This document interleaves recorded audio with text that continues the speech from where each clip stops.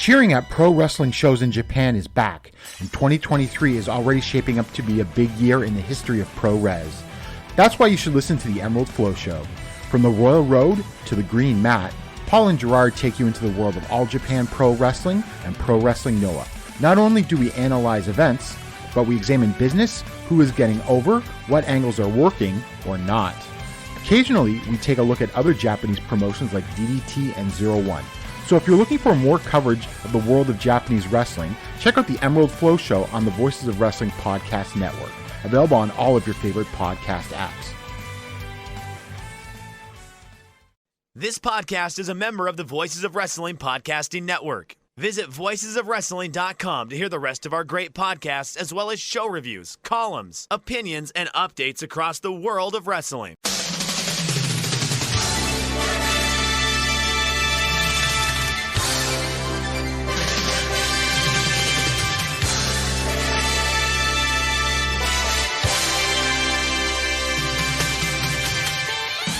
Hello everybody and welcome to the Super J-Cast. I'm Joel, joined by Damon McDonald. It is Monday the 8th of January 2024. It's episode 291. Happy New Year, Damon. Happy New Year. Another year, another new calendar for everyone. I'm sure everyone got a calendar for the Christmas holiday. I didn't. I had to buy my own one. Did you buy? Do you have a theme? Which one did you get? I got an Arsenal calendar. There you go. And I'm annoyed because there was a shop specifically selling calendars. Yeah. And then all the calendars, the prices got slashed. And I went in there and going to get myself like a half-price Arsenal calendar. All the Arsenal ones were sold out. They had all the other ones stocked up. Liverpool, United, City, Spurs, all of that. But Arsenal just gone, which is staggering considering we couldn't hit a cow's ass with a banjo at the moment. But I had to buy one full price off Amazon. I was really annoyed. That blows. Yeah, I mean, I did the sports thing too. I got the old. Actually, it's not even just a Maple Leafs one. It's my favorite player, Austin Matthews. It's just him. It's like I'm a 13-year-old girl, just with with one athlete on their wall. Got a cardboard cut out of him in the house as well. I got a little hole where his mouth is. You know where I'm putting that. Yeah. Actually, I got a couple Austin Matthews things over the holiday. So, yeah, it was cool. Exciting time, though. Exciting time. It's we are 4 days removed from Wrestle Kingdom, 3 from New Year Dash. And I don't know. It feels like I feel like I got a second win. So much shit happening that I know.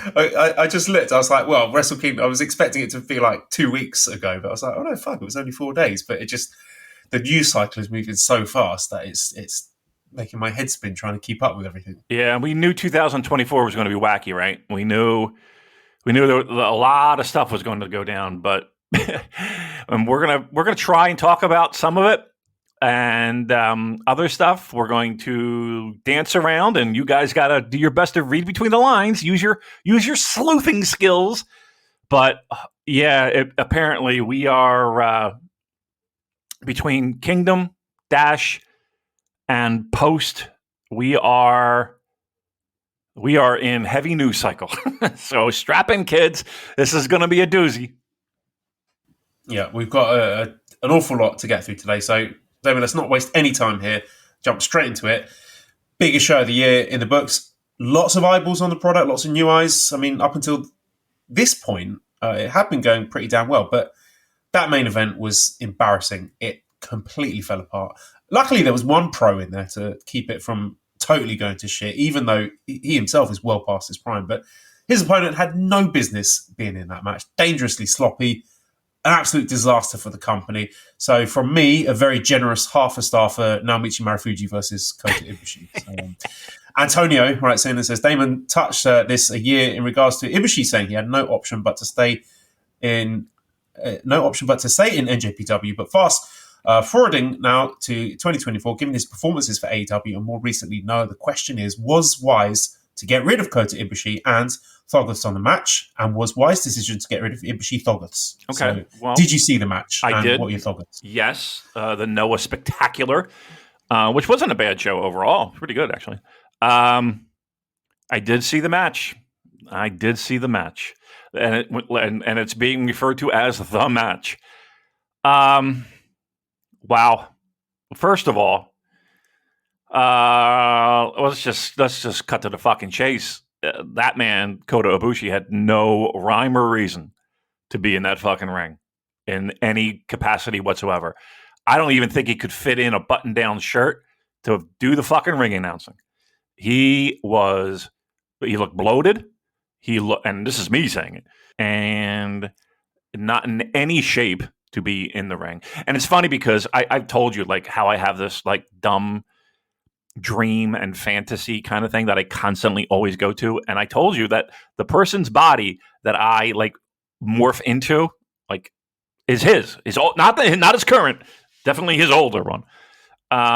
So okay, not in any shape. Now, understandable in the sense that he could not train because the guy over and above his fucked up shoulder, both his ankles were shot. And when I mean shot, just he couldn't put any fucking weight on him. He couldn't run the ropes. He couldn't bounce to the first turnbuckle. He couldn't post off of anybody and or assist in any type of aerial slamming suplexes. Like there was no cooperation. He was a wet bag of fucking concrete.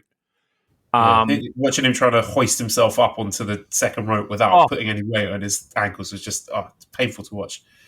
It was sad. And again, I know people there are people that just love Kota Ibushi and just love everything about him and the whole 9 yards. And trust me, I can understand a lot of it. Some of it I cannot, to be quite honest with you. But okay, I get most of it. I'm saying this as a fan of his. I mean, there's no reason why he should have made that date. There's no reason why they should have let him in the ring. There's no reason why. Like again, if everything is to be true, he doesn't need the payday. He doesn't need to be in a ring. So to answer Antonio's question, did New Japan do well to? First of all, I don't think they got rid of him. I think that A, he was injured, and B, while he was on the shelf, all the shit went down, the Kikuchi shit, and then he kind of just did his own thing. That being said, he went. I'm going to sit here and say, and I don't know for sure, Joel, but do you think New Japan would allow him even in the ring at that point? Like how like look, I mean, they won't even give Shibata a fucking date. You know what I mean? And here's a guy that's like literally cleared to wrestle. I would have hoped that they would not have let him in the ring, but Noah did. And this is what you got. And it was one of the worst things I've ever seen in pro wrestling. Not from a clutch my pearls. Oh, how could they? It's more of holy shit. Like what the fuck? What led to this? Like what the fuck led to this? Yeah, from what I understand, he's been resisting surgery. I seem to recall seeing some stuff about him like getting bamboozled by some sort of dodgy clinic that are saying that they could heal him without invasive surgery or something. How come it's always him? So, you know what I mean? How come it's always him with everything's an issue and everything's a challenge and everything? Like, didn't I see somewhere like he didn't want surgery of any kind? Like he was anti-surgery or anti-medicine or whatever. Like he just seems, I don't know. Look. I don't know. Fucking surgery, my man. You'll feel better after. You're an athlete. Athletes get surgery all the time. And if you didn't want to get surgery, great. Sit there and fucking heal in your, with your eucalyptus fucking rub and whatever the hell else medicinal thing you can come up with. Time chamber. Right. Whatever it is from the Ibushi Institute. Whatever you got, do it. But don't get in the fucking ring because this is what happens. And again, it just seems like he's like one of these dudes that Like, he's just a fucking guy who just, like, there's people that have bad luck, no doubt. But 9 times out of 10, when you trace back the dids and the did nots, usually you're the common denominator. You know what I mean? So Yeah, touch of the CM Punks, the dark cloud following him around. Right. How about Tony Khan? Tony Khan giving that guy a contract of any kind? Pooh-wee. That, talk about disposable income. Woo! Right. Ow. Jeez Louise. I mean, he's fucking doling out contracts. I'll take one. I could use the money. I'm about as much shape as he is. Round. Get it? Because he gained weight. Thanks, buddy. Yeah, but did you obviously you saw the match. I did, yeah. What are your thoughts, man? What are you thinking? It's just really sad. I loved Ibushi back in the day. I mean, I think it was it the last New Japan show we were at, or the penultimate one, the Wrestle Kingdom 14, day one, with the Okada Ibushi main event, and seeing how much New Japan invested in him with huge Wrestle Kingdom wins and new titles and everything. Just to see it all go to shit, it's just really unfortunate, and I don't get any joy from that. Like, look what's happened to him. Oh God, no. Yeah, no joy. No. Just it is sad, but look, that how long ago was that? 5 years ago. You know what I mean? Like, lots of things have changed, and you can't. I don't know. You can't turn back the hands of time. You know, it's he's get the surgery, get healed up. Obviously, that's the priority. And then think about even if here's the thing too. He's not 25. He's what, near 40 at this point in the game. Like, if you don't need the money, you don't need to do this. If again, what everybody says is true, that he doesn't need the money, then what the fuck are you doing? Like, this makes no sense. So I think it's a good thing. We will not be seeing Kota Ibushi for a decent time, and that's a good thing, because even if this is it, then I hate to say it, but you did kind of go out on a weird note, on a fucking weird note. But it's pro wrestling. Stranger things have happened, right? And that's was it worse than those Saudi shows with Shawn Michaels and Triple H and Undertaker? You know the ones I mean? Yeah, or like Goldberg, Goldberg and Undertaker, where they're like wheezing and fucking their bodies are just torn to shit, all for the payday. What Ibushi should do: get back to the Ibushi Pro Wrestling Research Institute and just like fully lean in on that. I want him like lab coat, just like full on scientist, and I want to see just regular videos of him posting with all the nutty things he's researched about pro wrestling, and he can do all of that without getting in the ring. Run shows. I'm sure people would flock to go see something he put on. It would be wacky. If you like the wacky pro wrestling, man, you'd be in your glory. When you said book, I thought you were going to say he should write a book, and that would make him one of the few people who've written more books than he's read. We're kicking him while he's down. Look, what are you going to do? It feels like a million years ago that he was IWGP heavyweight champion, and he was on top of the world, and how quickly we've fallen.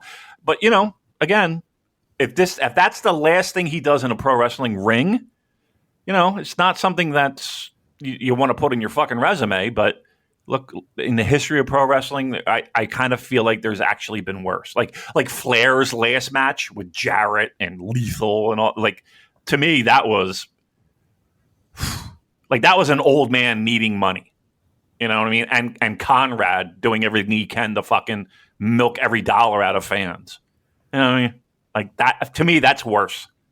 To me, that's worse than what we saw with Kota Ibushi. Kota Ibushi was just a guy who's like I'm fucked up physically, but I told him I would be there, so I'm going to give it a fucking try, and it didn't work out. But like the Flair thing, and that to me, that's a little bit more like ugh than Kota Ibushi giving it a try when he physically couldn't. Yeah, I just think the spot as well, just being the main event in a big show like that against a guy like Marufuji, I was sort of hoping he might lean into more sort of the MMA aspect. That great match he had with Suzuki in the G1 a few years back. Yeah. And that I feel is something that could have a bit more longevity for him in terms of in-ring. But again, I think he's a long way away from that. He needs to get himself fixed up before thinking about that. But there we go. That's Kota Ibushi. Yeah. I did want to give a plug to our awards. If you have not voted yet, that is pinned to the Twitter page. So if you've not yet voted in our year-end awards ballot, please do that, and we'll announce the winner maybe next week. Really? So we've got plenty of ballots in so far. Yeah. How many do you think we have? Give me a round number. I would say I'd be happy if we got 200. Yeah. Given the state of things at the moment, but yeah, let's aim for 200. Okay. Yeah, it seems like it goes down every year. This might be the last year we do this. Who cares? Who cares about Easy awards? enough. I just recycle the form from last year and then change the info on it.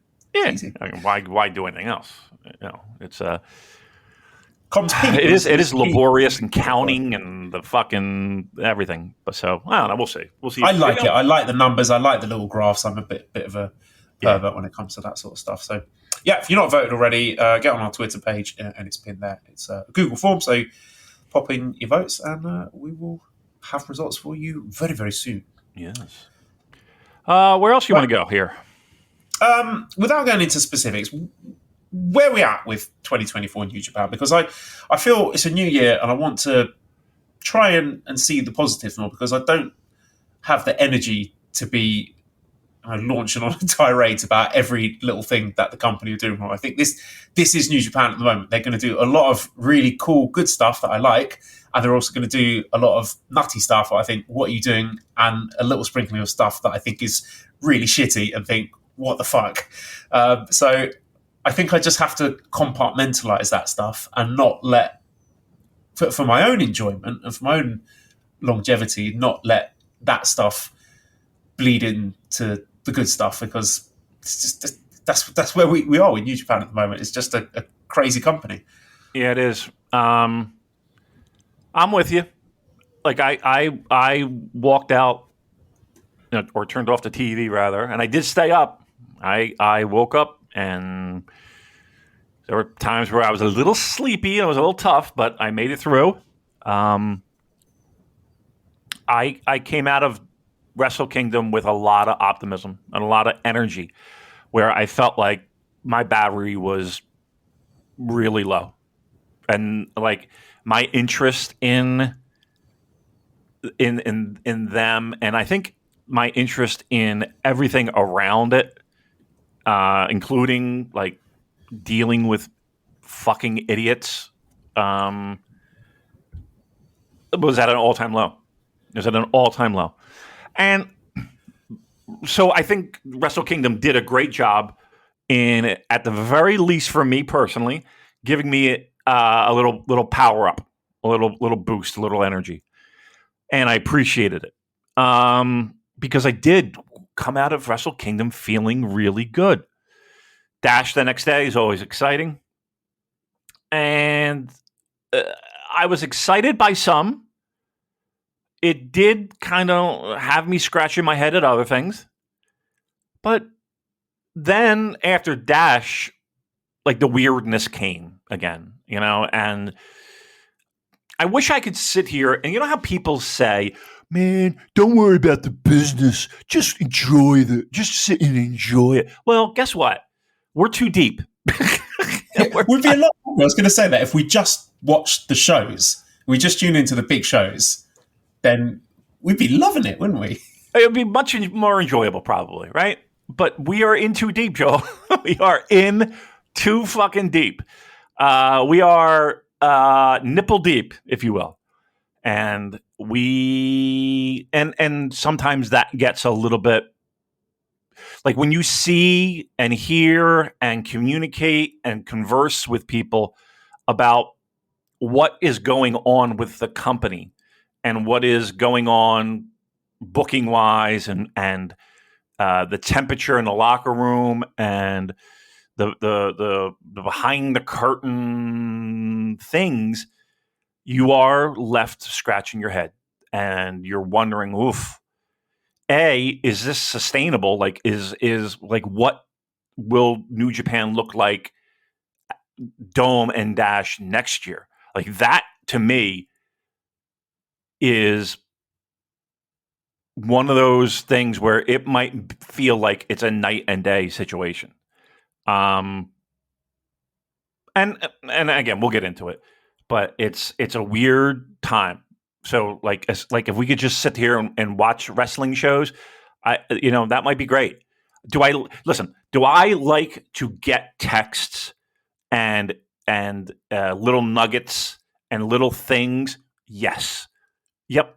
To me, and I think Joel would agree, that's our currency because we ain't making a lot of money doing this at all. Right? So to be able to be given information, and some of it might be true, some of it might be their perception of the truth, and some of it might be, hey, you know what? I got an agenda that I need to push, and here's the information I'm going to throw out there. And it's Joel and I, it's our job to kind of weed through that, right? It's weird, man. Isn't it weird? Don't you think it's weird? It is weird. And I think I'm trying to embrace the weirdness and enjoy the ride because, right, unless something goes horribly wrong, New Japan's not going anywhere. No. And it's going to... And again, when push comes to shove, when it comes to the big shows and big matches, they pretty much always deliver. And I just, again, like you said, just strap yourself in, enjoy the ride. There's going to be a lot of twists and turns this year, a lot of nutty stuff happening, and change is good. I embrace the change, embrace the chaos, not the heel faction. Well, right. What's left of it? Yeah, I mean, that's the best advice you can have at this point.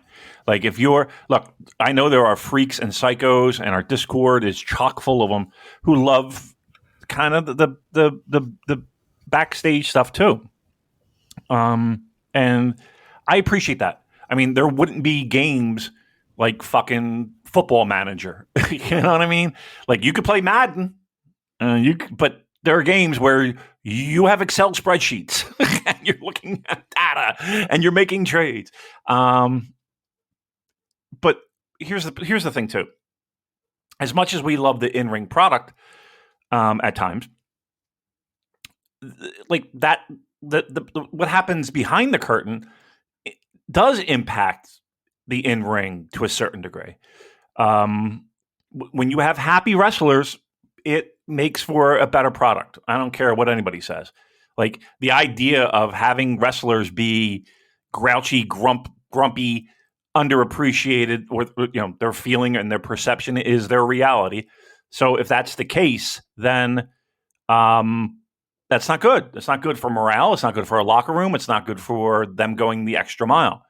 And money always talks. Don't get me wrong, but yeah, I mean, look, I don't know where you want to start. So let's just start. I feel like we've already started, but here's the thing too, that I don't like doing, but I do anyway. And because we have to, is when we talk around things. You know what I mean? Like, there's plenty of shit where I'm sure people are screaming in their cars or in their fucking on the train or whatever. Just fucking say it, Damon. What the hell's going on?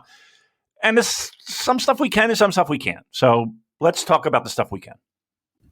Yeah, it's contract season. It's nothing new that for most of the foreign wrestlers, their contracts will be up around this time of year.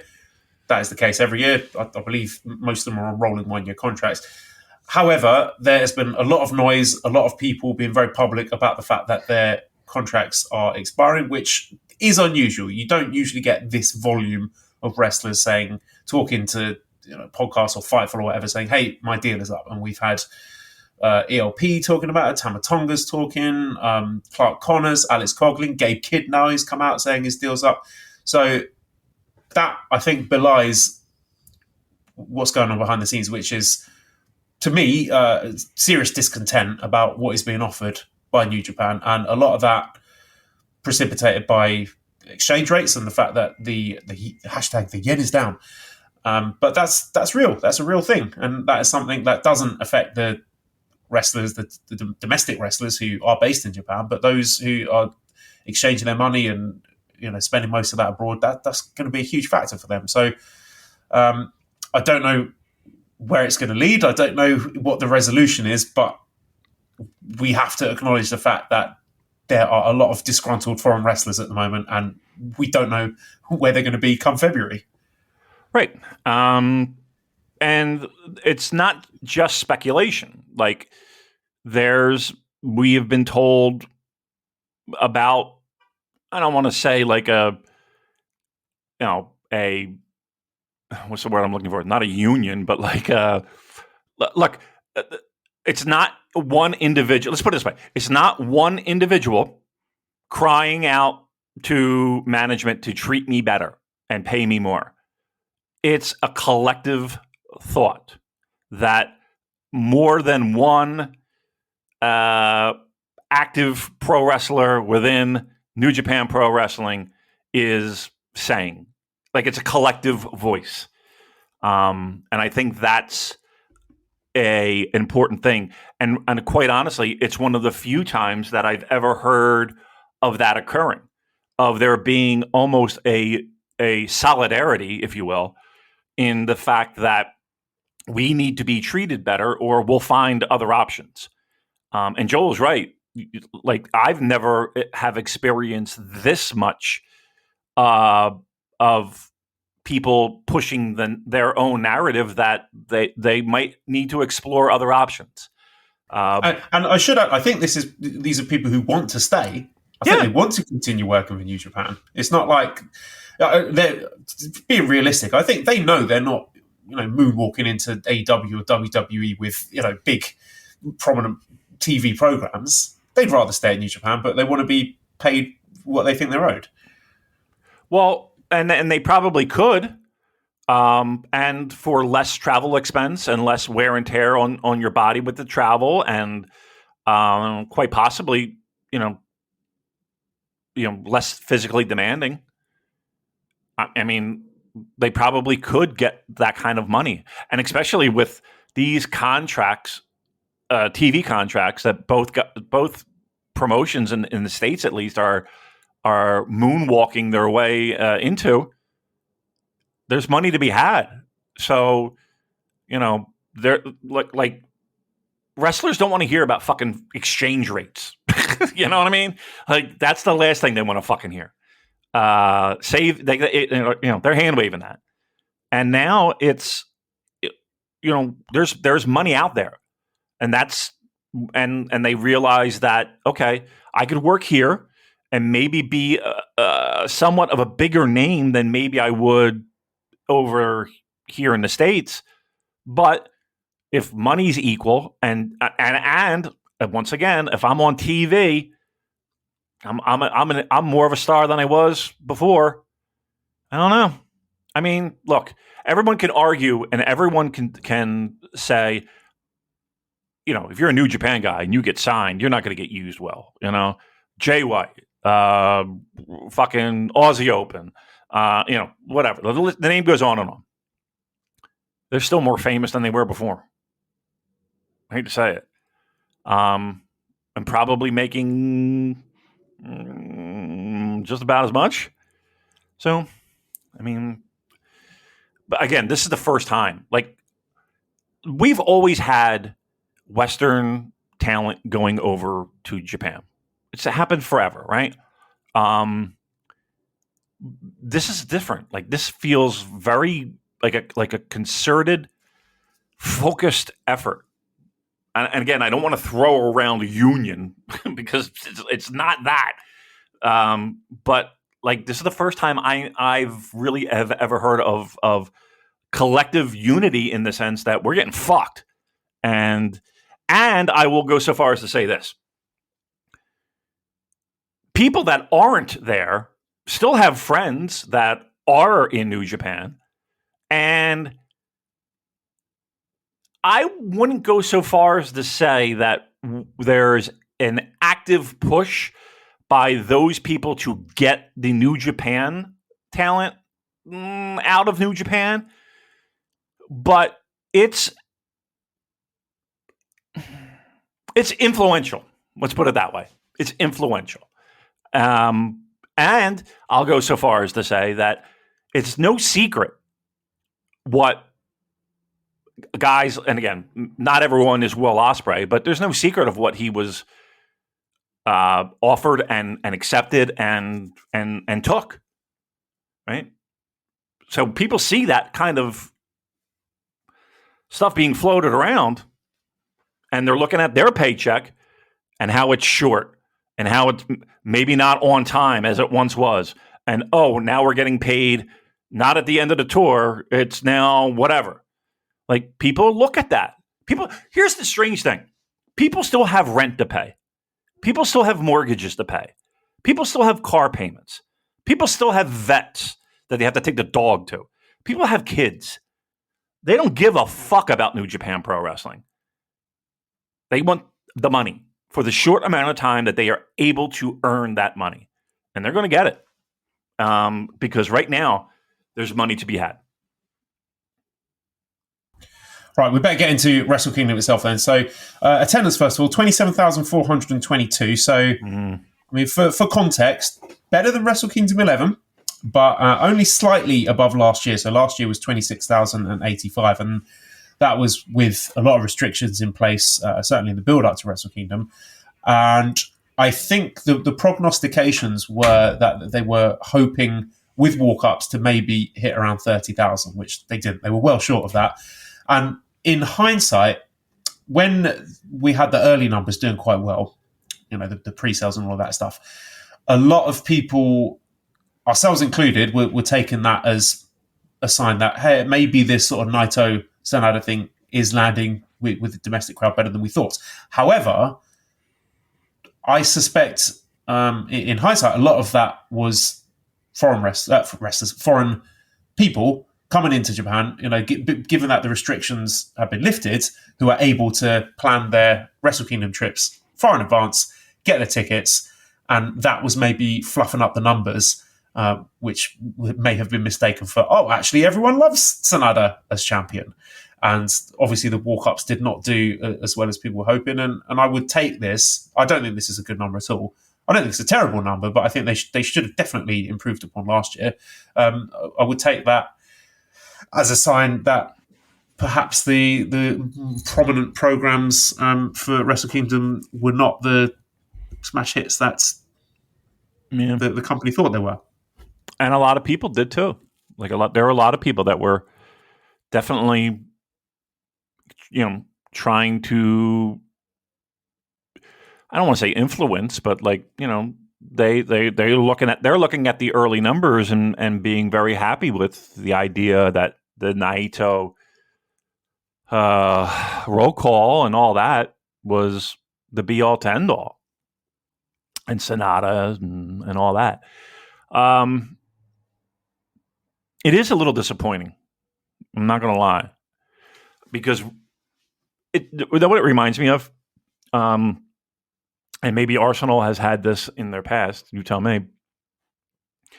They come out of the gates real hot. And the only thing when I heard the real numbers, I was like, this reminds me of something familiar to Philadelphia. It reminded me of the Philadelphia Eagles, who started out 10-1, 10 wins, 1 loss. That's hard to do in the NFL. Not easy. Everyone's, eating their ass and, Super Bowl, blah, blah, blah. Well, a lot of holes in the game, a lot of holes. They've been exposed. And they've lost, 5 of 6 now. And they're limping into the playoffs. Limping.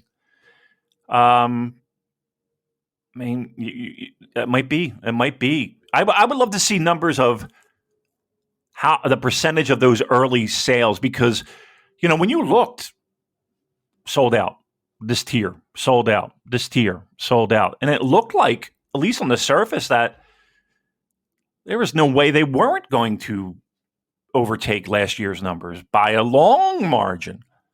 And it didn't happen. But everybody kept telling us that sales were still good, and this wasn't this was not just G1 win Naito, because tickets went on sale before G1 final, right, to fan club members. Maybe it was. Look, I turned on that TV. I saw a lot of people I recognized. Let's put it that way. He's sitting in very, very prominent seats. So maybe you're onto something, Joel. Because when it's all said and done, it felt like we should have blown away that number, and it never came to pass. Well, looking ahead, next year is a Saturday. The year after that is a Sunday. So you'd hope there's a big push to do a much, much stronger number. But I mean, looking at how things have been booked for New Beginning, I'm not sure they're necessarily taking away the lessons from this that I would want them to take. But I digress, because we will get onto that. First of all, viewing experiences. I watched after the fact. So I was working at the time when it was going down live. So I watched it when I got home. I didn't have any issues. Matt says, what did you make of all the interference? Personally, I didn't mind House of Torture or Bullet Club, but having that little yellow buffer symbol pop up in every match really took me out of it. So I didn't experience any of that. I think maybe that was something they got fixed in post. I thought English commentary was excellent. Really, really great. It feels like they are establishing their roles a bit more clearly. I think Walker in particular has done a tremendous job absorbing everything. He's like a sponge, isn't he? And he didn't miss a beat in terms of the key stories and themes going into each match. And I thought they, hit the notes they needed to hit for the big moments. So again, for a novice team, a novice in the sense that they've three guys who've not called a huge number of shows together, I thought they did a really fantastic job. Yeah, and they're always improving, right? And the more that they work together, the easier it'll be. Look, there were times where I was just like, Chris, can fucking cut your mic. You know what I mean? Like let Walker do what Walker does. Like, you hired him for a reason. Let him do it. But I think that those moments were few and far between. I thought Chris did an excellent job. I thought Walker did an excellent job. I thought it was, it's not like it doesn't happen often, but I think that the idea of having a Rocky Romero, and I know before that it was Robbie Eagles, just having a third guy in there for, all right, I'm going to say it right now. There's a big difference between being 21 and being 30-something, right? And being from Oklahoma and being originally from England, like, there's some jokes that go right over fucking Walker's head. He's like, I don't know what the fuck you're talking about. And I'm sure he's old school, isn't he? He's not there for the ha-has. He's there to call the action. He wants to do things the traditional way. And I think he's onto something there. Yeah. And I think to be able to bounce those moments off of a Rocky Romero and still let Chris do his historical takes and his, 9 pages of no steady takes and all that. Like, that's cool. From Chris Samsa. What's Shout that? out to Chris. Yeah. Shout out to Chris Samsa. That's right. I asked Chris if he wanted to do a little post show, but I never got back to him, and I feel bad. But maybe we'll arrange it. We'll get him. We'll get him on. I wanted to have him on after I was talking with him a little bit. Anywho. They did good. They did well. In the beginning, when it was live, it was Japanese commentary, and I had to dump out and go back in to make sure I was in the right spot. Like, I was like, did I hit the Japanese? And I wouldn't have had a problem, but I kind of did want to hear, the English commentary and how they made out. But yeah, there was a little hiccup, but it was quickly rectified. All right, well, let's get into the show itself then. The Rambo I mean, I appreciate Chase Owens letting us know in advance that he was coming to Wrestle Kingdom to avoid any disappointment. I turned this on during my lunch break at work. I was like, right, I'm going to watch the Rambo and lunch, and then entry number 1, Chase Owens. I was like, you know what? I'll say that. I'll do it. I mean, I've been banging the drum saying that they should have done the Never 6-man gauntlet match. They may as well have done for how they sort of sleptwalked through the book in here with just having all the tag teams coming out sequentially. Yeah, by and large, it was a bit of a nothing Rambo. Best bit, it was really great to see Fujita Junior Hayato coming out. I think he's off to get his cancer treatment, if I'm not mistaken. And of course, Takashi Iizuka coming out was tremendous. And I enjoyed all of that, all of the shenanigans and him ripping the shirt off. Was it Nagami, I think? All the stuff with Taichi and the iron claws and all that. That was the highlight of it. I mean, the actual match itself was just a whole lot of nothing, really. And again, I think I've just got to remind myself that these matches, it's not the 4 coolest guys or the 4 best wrestlers that go through that. It's just, but looking at how it went at New Year Dash, it was just all a bit of silliness, really. Yo coming out in his like school tracksuit. I don't know if he was doing some sort of gimmick where he'd like forgotten he was supposed to be in the Rambo and was like running, panic. You have those dreams where you're like, I've got a test and I've not studied for it, and right, you've forgotten your school uniform. Yeah, right. I think that's what he was going for. I could be wrong though, but I thought it was like Michael Cera. I thought he was trying to be like Michael. You know what I mean? Like when I saw him running like he was, I was like, I don't know if you've ever seen the meme where it's like Michael. Is it Cera? Am I saying his name right? Yeah. Like he's like jumping from bench to bench in this big winter coat. That's all.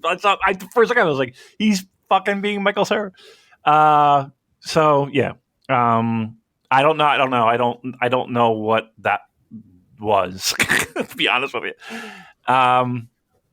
The Rambo was weird. So I'm sorry. Tin Drum Guy says, "When will Yo get a push? And is he selling his tracksuit? Lean into the tracksuit, Yo. Let's have more of that." He was very, very silly in this match, but he was extra, as they say. Any more thoughts on the Rambo? Oh! I'm sorry. I thought extra was enough. No. Any other thoughts? Iizuka was cool. No. We're not moving on yet. I did like that. I like the Gobi's face, like the fear in his eyes of fearing the music for the time. That was very good and entertaining. In incredible shape, Iizuka. Holy shit! Yeah. It didn't look half bad. I saw him on this is 90, it might have been 90 or 91, Joel Goodhart show, what then became, what was the ECW was Goodhart's promotion. Let me take that back. Goodhart's promotion, Todd Gordon bought it out. Todd Gordon does Eastern Championship Wrestling, boom, ECW, well, here we go. So it's Goodhart, and Iizuka was on the show, and it was like I think back to that show, and he was just like 4th match or whatever, and I was like, wow, guy's completely different. He was just like a young lion kind of guy. That's my story. That's what I'll stick with. Okay. Right, moving on to the main card then. We had the first match, the IWGP Junior Heavyweight Tag Team Championship match with the challengers Catch 22, Francesco Akira and TJP defeating the champions Drilla Maloney and Clark Connors in 9 minutes 38 seconds with a 2-2. So Catch 22 are our new IWGP Junior Heavyweight Tag Team Champions. So, of course, the big story here is TJP debuting. I don't know if this is like an ongoing thing, but the gimmick of the Aswang, like some sort of Filipino vampire thing, and Akira in his body paint. Now, normally, Damon, I love the pageantry and the sense of occasion and stuff like this for a Wrestle Kingdom. Like I love the War Dogs looking like a pair of Chippendales in their white gear and the new white belt. But I thought it kind of ruined the match. The Aswang thing. I thought it swallowed everything up, and the match became all about the gimmick and all about TJP. And the match was a poor facsimile of far superior matches they've had in the past, and it kind of shook the crowd up a bit. There was a bit with Clark screaming "Wake up" at the crowds, and they were trying hard, but I feel the whole Aswang thing just spoiled it. Really, it kind of ate the whole thing up. Right? They tried to do some interesting stuff and build up Akira as the babyface in peril, but it didn't stick landing. The hot tag, TJP just escaped from the collar by himself, and the mask, the gear was very distracting. It was just, I felt it detracted from the match rather than enhancing it. And they did 2 shows, that kind of revolved around that, the setup in the coffin and then the reveal in the coffin. This is Lucha Underground shit. Yeah. Look, I know it's been done before, but it's been done to death. This whole double personality thing, like it really is kind of. I'm at the end of my rope with it. Like I'd be happy if I never saw it again, and because it has been played out on New Japan stage and even bigger stages. Like it's just like I'm so over it. And you're right. I felt like it did take away from the match. The mask, I don't know. It looked dopey. It's the fiend. It's a Filipino fiend. Okay, but it looked like he bought it at fucking Halloween store. You know what I mean? Like, yeah, it looked rubbish. I hated it. It was garbage. So look, it didn't land for me. I don't know many people that it landed for. I don't know. Look, sometimes in wrestling, people have great ideas for their own character and their own work and their own, and other times, boy, they miss the mark. And that's why there's quality control, right? That's why there's somebody there to be like, nah, we're not fucking doing that. And imagine... Yes, someone needed to say to him when he was like, hey, guys, I've got a great idea. Let's do a coffin match. Someone should have said, no. Do that later in the year. Do that on Dontaku or something, not fucking Wrestle Kingdom. Right. Because here's the thing. It's the first match, right? We're like, okay, if you want some of that stuff to go on, the theatrical thing, you know what? Let's reserve that for later down in the show, I would think, right? But we had a Rambo, then we had a fucking 30-minute intermission, and then we have a guy coming out of a coffin. I don't know. You know what I mean? Like, it was okay. But here's the thing. With that even being said, I thought the match was good. But I don't think it was what it could have been. And I think you're right. I think it was that whole angle gimmick thing was a bit of a distraction. And I'd be happy if we never saw it again. Yeah, Mark in the Discord says, has the Aswang already locked in worst gimmick in 2024 award? And the answer is yes. And I'm all in favour of sharing and celebrating culture, but this was a swing and a miss for me. But anyway, we move on. We have the NJPW World TV Championship match with the challenger Hiroshi Tanahashi getting the surprise win over Zack Sabre Jr. in 8 minutes 53 seconds via pinfall.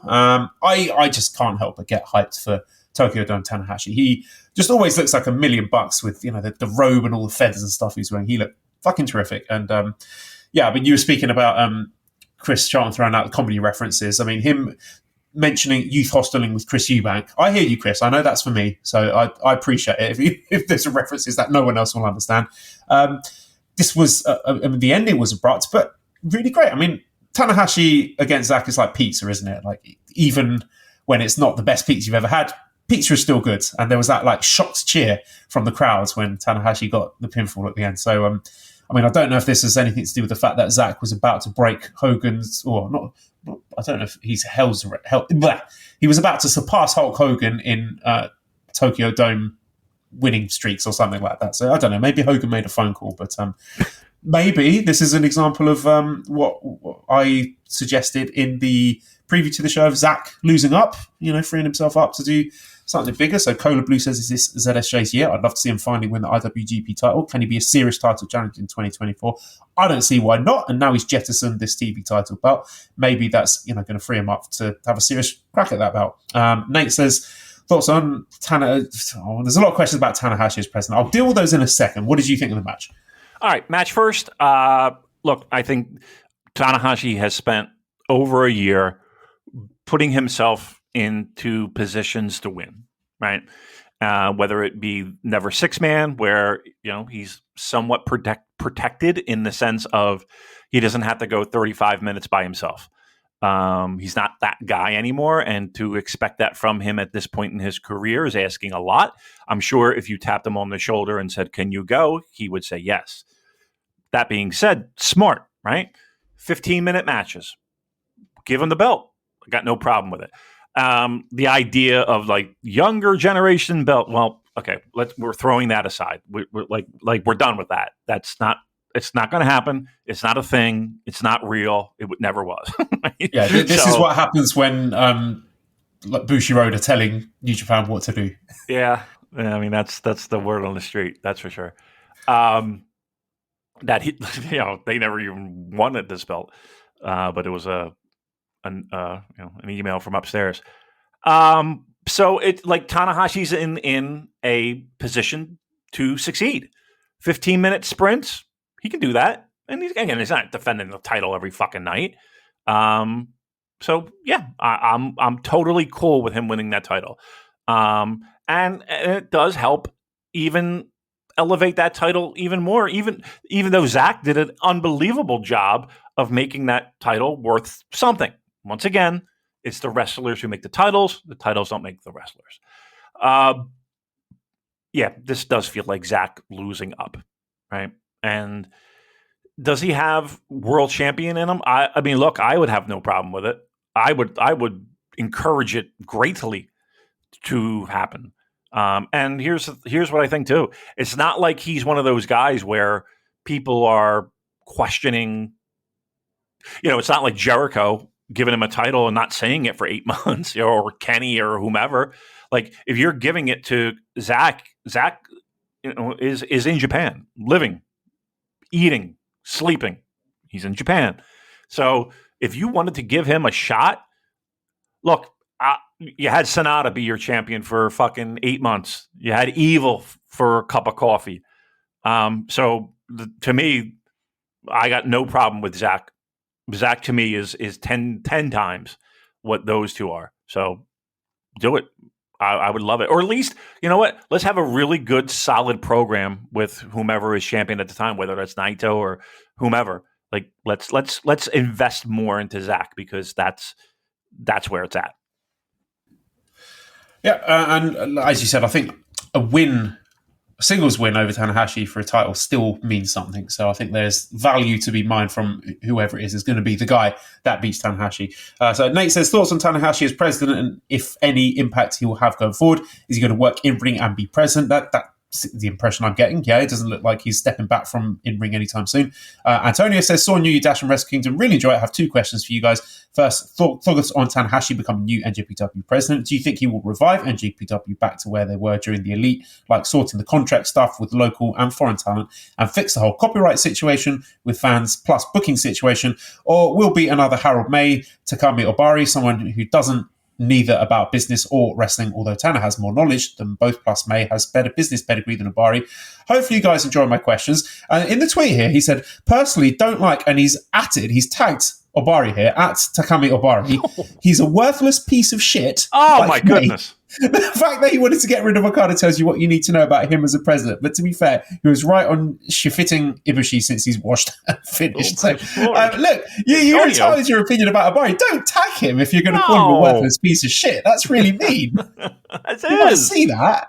And I don't want to be associated with that. I don't want to look like I'm endorsing you calling him a worthless piece of shit. I don't think so. I think maybe not necessarily the best fit. He's sitting there at breakfast. He's reading the newspaper, maybe scrolling through his phone a little bit, checking up on the news. Has a delicious egg omelet in front of him.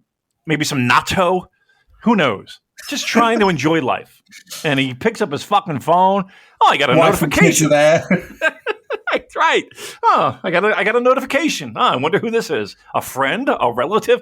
No, it's Antonio calling me a fucking asshole. Single tear rolling down his cheek. Right, single tear. But he's like, what the fuck? Daddy, what's wrong? Are you okay? Yeah. You look sad. Fuck this, man. Fucking pro wrestling. Poor guy. I don't even know what the fuck we were talking about. What are we talking about? Is Tanahashi going to make everything okay as president? We don't know. He might just be a figurehead. I mean, it's too early. He is. That's what. Isn't that what the word on the street we got? It's like. And here's the thing too. Like I'm sure he'll have input. Like, you know what I mean? Like he's a wrestler. He's a pro wrestler and one of the greatest of our generation. may be the best. Who knows? Arguable. So, from a pro wrestling perspective, I trust him more than I do any suit in Bushi Road. No doubt. 1,000%. And he is a person of stature that can have his voice have some weight and some merit. You know, it's not like it's fucking, Taguchi, complaining to the office. Like, if there's something that needs to be done, Tanahashi's the voice.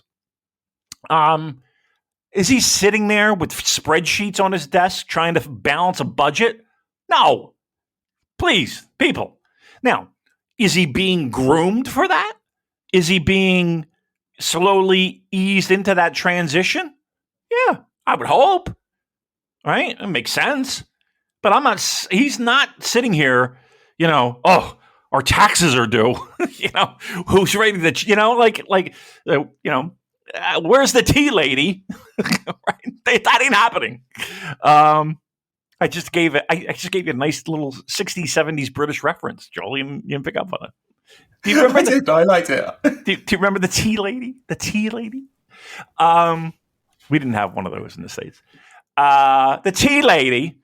Anywho, yeah, Tanahashi is a great front-facing face of the presidency, and is being slowly exposed and groomed and trained and nurtured to be that, but he is not that right now, from my understanding. Right, next match then was a special singles match. Yu Uemura defeating Yota Tsuji in 10 minutes 57 seconds with a deadbolt suplex. So this is Yu's first singles match post-excursion. And yeah, really good match. I enjoyed it a lot. I mean, 10 minutes, there's only so much you can do. This wasn't designed to be, match of the year candidate barn burner. This is establishing the significance of the generational rivalries, something that you could go back to in the future when these guys are meeting each other on a bigger stage, or, the same stage but higher up on the card. So it is the first chapter of what I hope is a long and exciting story, and setting up little narrative beats between them, like, the pinning combination that you used at Korakuen playing into the match here. But really enjoyable, just a lot of colour and style and flair and nice haircuts and confidence, charisma on show. I think Yota is more of the sort of complete package at this point. He's got the charisma and the confidence and that sort of star aura. You are probably a bit better with the fundamentals, like in terms of the grappling. I know a lot of people have likened him to Ricky Steamboat. Yeah, that connective tissue that everyone's talking about. So yeah, really interesting to sort of compare the two of them. Like you're still lacking that extra level of sharpness and execution, but even so, this is a massive win for him. A lot of people had their doubts when he re-debuted, but I think we're cooking now. I mean, a singles win at Wrestle Kingdom is not to be sniffed at. Nope, no, it's not. I love this match. I loved everything about it. I loved how excited I was for it. I love the fact that a lot of eyeballs were on that TV and in that building, kind of looking at the future. I fucking dug that.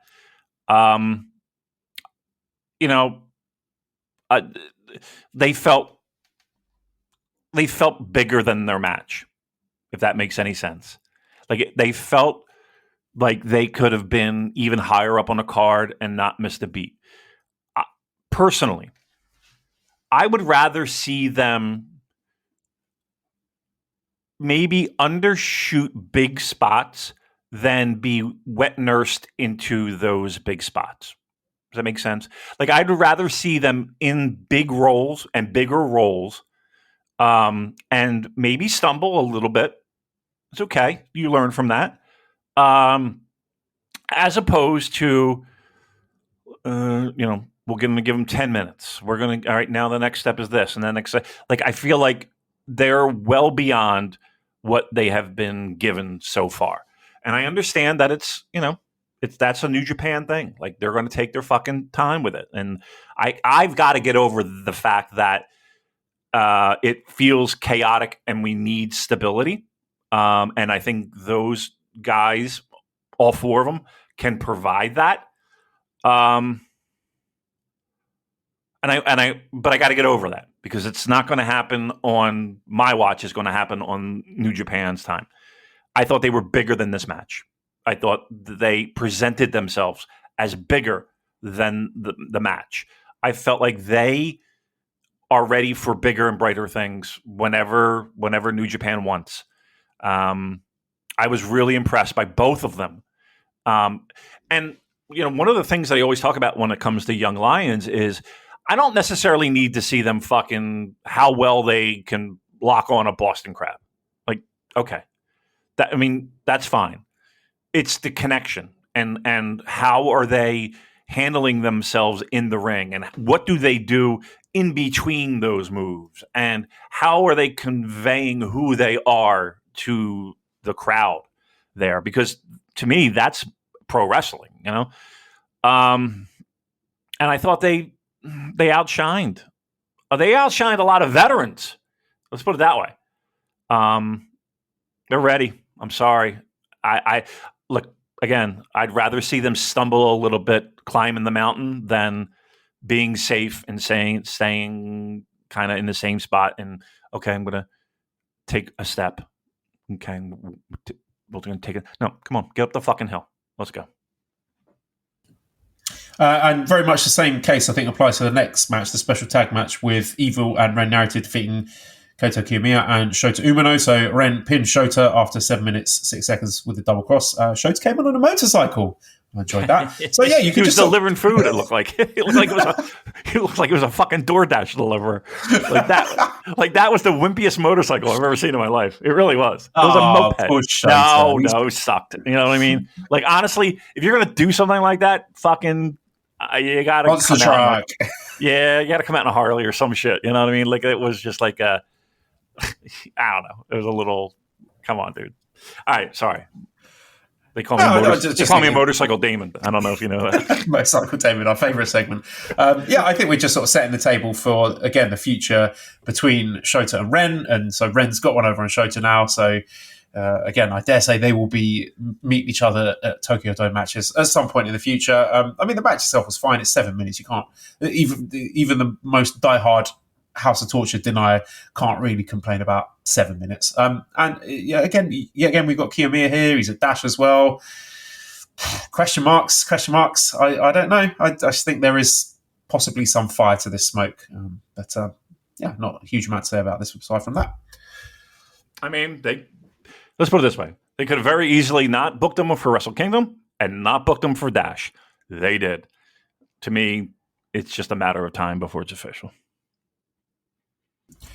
Then we had the Never Openweight Championship match where Tama Tonga, challenger, defeated the champion Shingo Takagi in 30 minutes, 46 seconds following the DSD. Yes, we're applauding. I mean, both guys, they read the brief. They had their working boots on. Maximum effort from Tama Tonga, that's about all you can ask for, really. He delivered.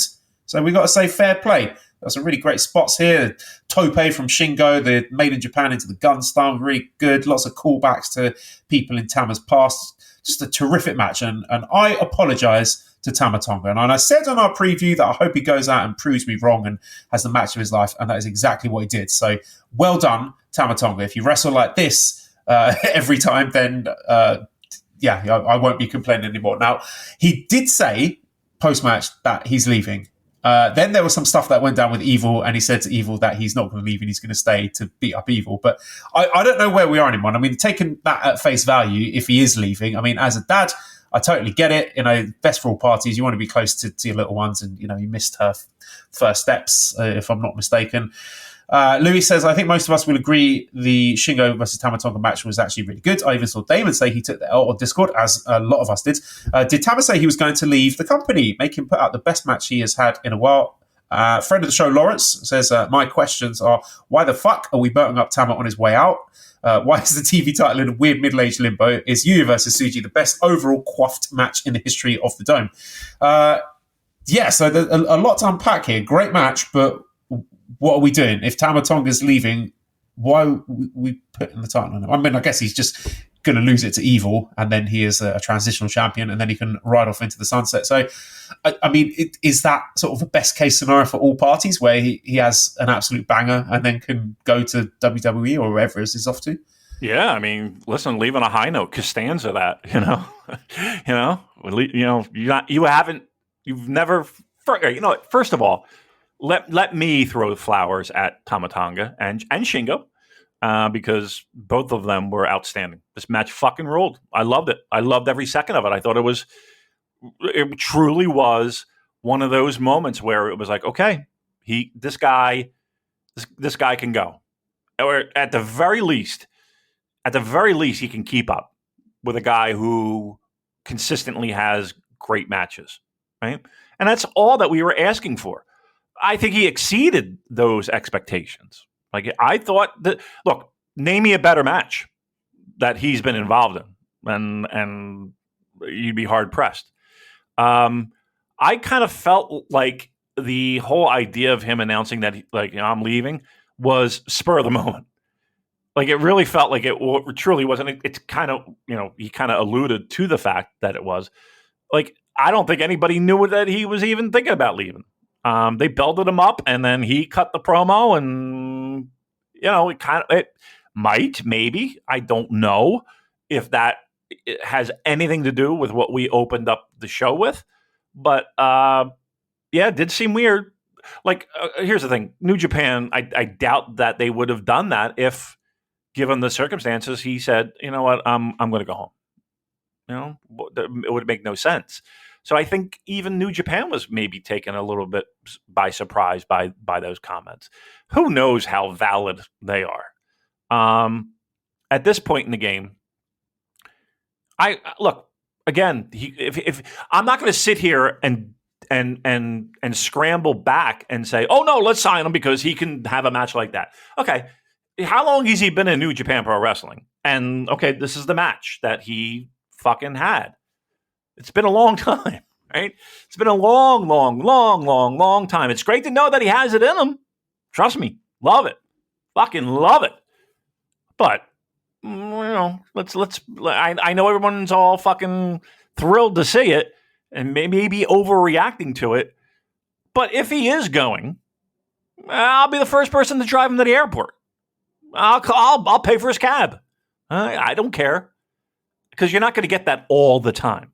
You're not going to get that half the time. You got that once. And it was great, but you got it once. Let's not get out of control here and sign fucking Tama Tonga to a 10-year contract. Let's pump the brakes a little bit. All right, then next match was the IWGP Tag Team and Strong Openweight Tag Team Championship match with the challengers El Fantasma and Hikuleo defeating the champions Bishamon, Yoshihashi and Hiroki Goto in 9 minutes 47 seconds. Hikuleo pinned Goto following the Thunderstruck 91. So we got new tag team champions. And this match brought up an issue which I've been meaning to talk about, which was sloppy camera work. They kept missing big spots throughout the night, and they missed the tope here. I thought it was a solid match. I mean, I bought some of the near falls, the Super Thunder Kiss 86, that was a good one, and sort of nice story development of Hikuleo, this time not hesitating to hit the top rope splash and doing it, even though it looked really clunky and bad. But nice moment for all three, like the post-match celebrations, good, heartwarming. I like it. Match was, it's fine. Yeah. I mean, it wasn't as good as the World Tag League, I didn't think, but look, I like the idea that we're switching it up a little bit. We're getting some fresh faces up on top. I got no problem with it. I'm glad you brought up the camera work and production. One, like, this was a company that took a lot of pride in the fact of not missing much at all, if ever. Like, they are on point, and it did seem like they were missing shit left and right. And you know what they're doing now too, and it drives me nuts. But here we go. Somebody get in their fucking ear, please, and whisper this as affectionately as you possibly can. Stop fucking moving the camera when there is even a slight hint of a high impact move. It doesn't sell the move. All it does is give me a fucking stroke with your shaky camera bullshit. Stop it. I hate it so much that I want to fly to Japan and bite the fucking forehead of whoever's holding that camera. Stop it. Enough with the impact, shakiness, the vibration. Stop it immediately. I hate it. And again, let's get in position, guys. You need to do a better job. You know what was so distracting? And I don't know the dude's name. He's probably a nice guy. I don't know. I see him in Philly and all. But the photographer that New Japan hired, like he does strong stuff. I see him every fucking strong show.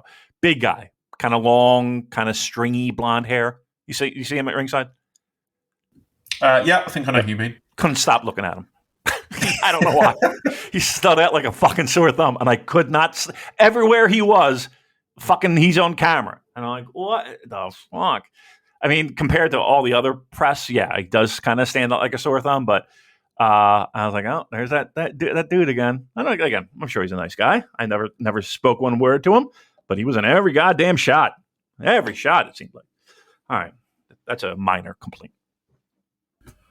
Okay, we have the IWGP Junior Heavyweight Championship match where the challenger, surprisingly, El Desperado defeated the champion and his 8th defense, Hiromu Takahashi, 40 minutes, 21 seconds with a Pinche Loco. So Despy is our new junior champion. So, yeah, big surprise there. I guess the title defense record thing was a bit of a red herring. And, yeah, I was expecting it to be someone like Wato or maybe Fujita to get the rub from ending that reign after Hiromu had broken the record. So, yeah, genuinely shocked that Despy won, although I do think it's the right move. I think it's time they freshen things up.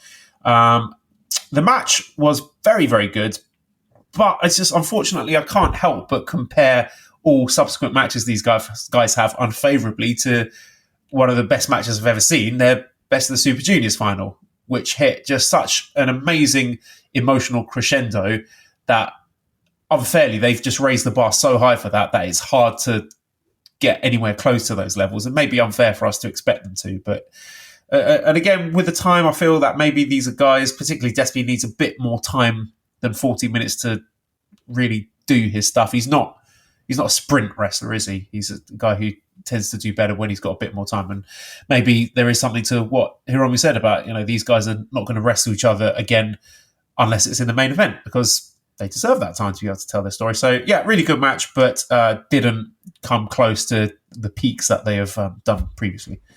Yeah, and it's a tough bar, right? That was set.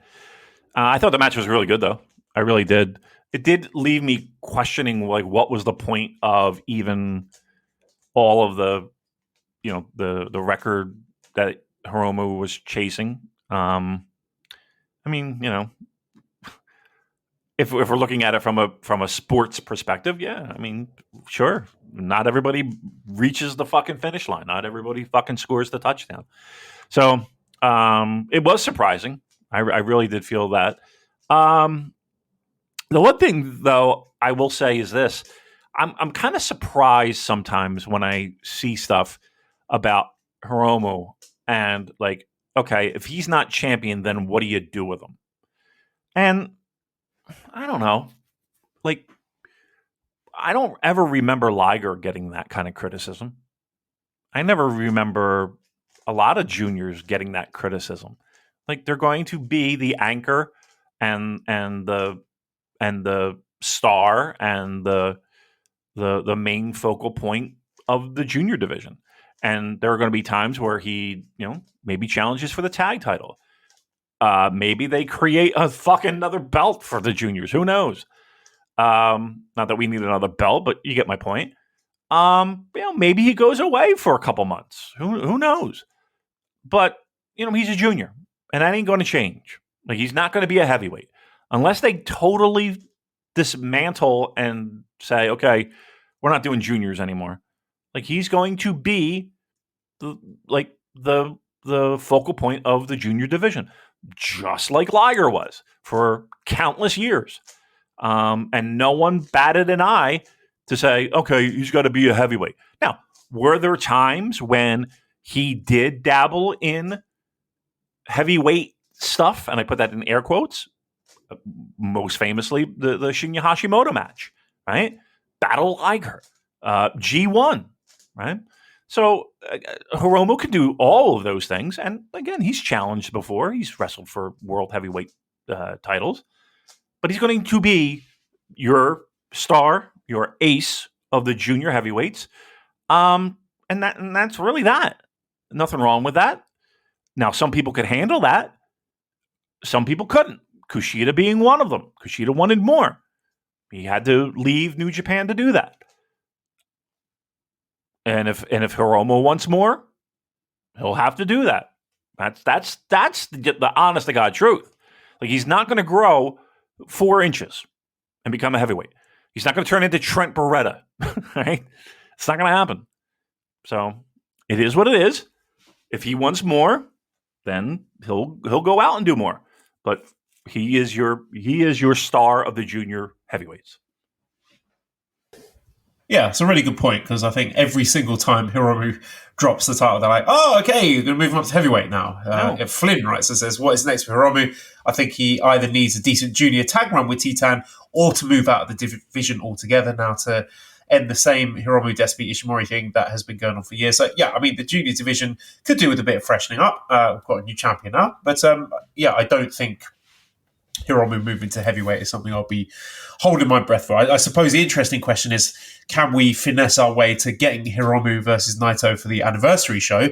Which surely that's got to be something on the minds of New Japan Booking Committee. It doesn't necessarily have to be the case that it is he doesn't need that junior championship to be in that match. I mean, we've had anniversary matches in the past where the junior representative was not junior heavyweight champion. So yeah, that's not necessarily a hard and fast rule, but want to keep an eye on moving forward. I still think Hiromu versus Naito that's a money match, and I don't know when, but I think they should probably pull the trigger on it this year, because Naito's not getting any younger, he's not getting any faster. So if they want to cash in on that one, I would say do it in 2024.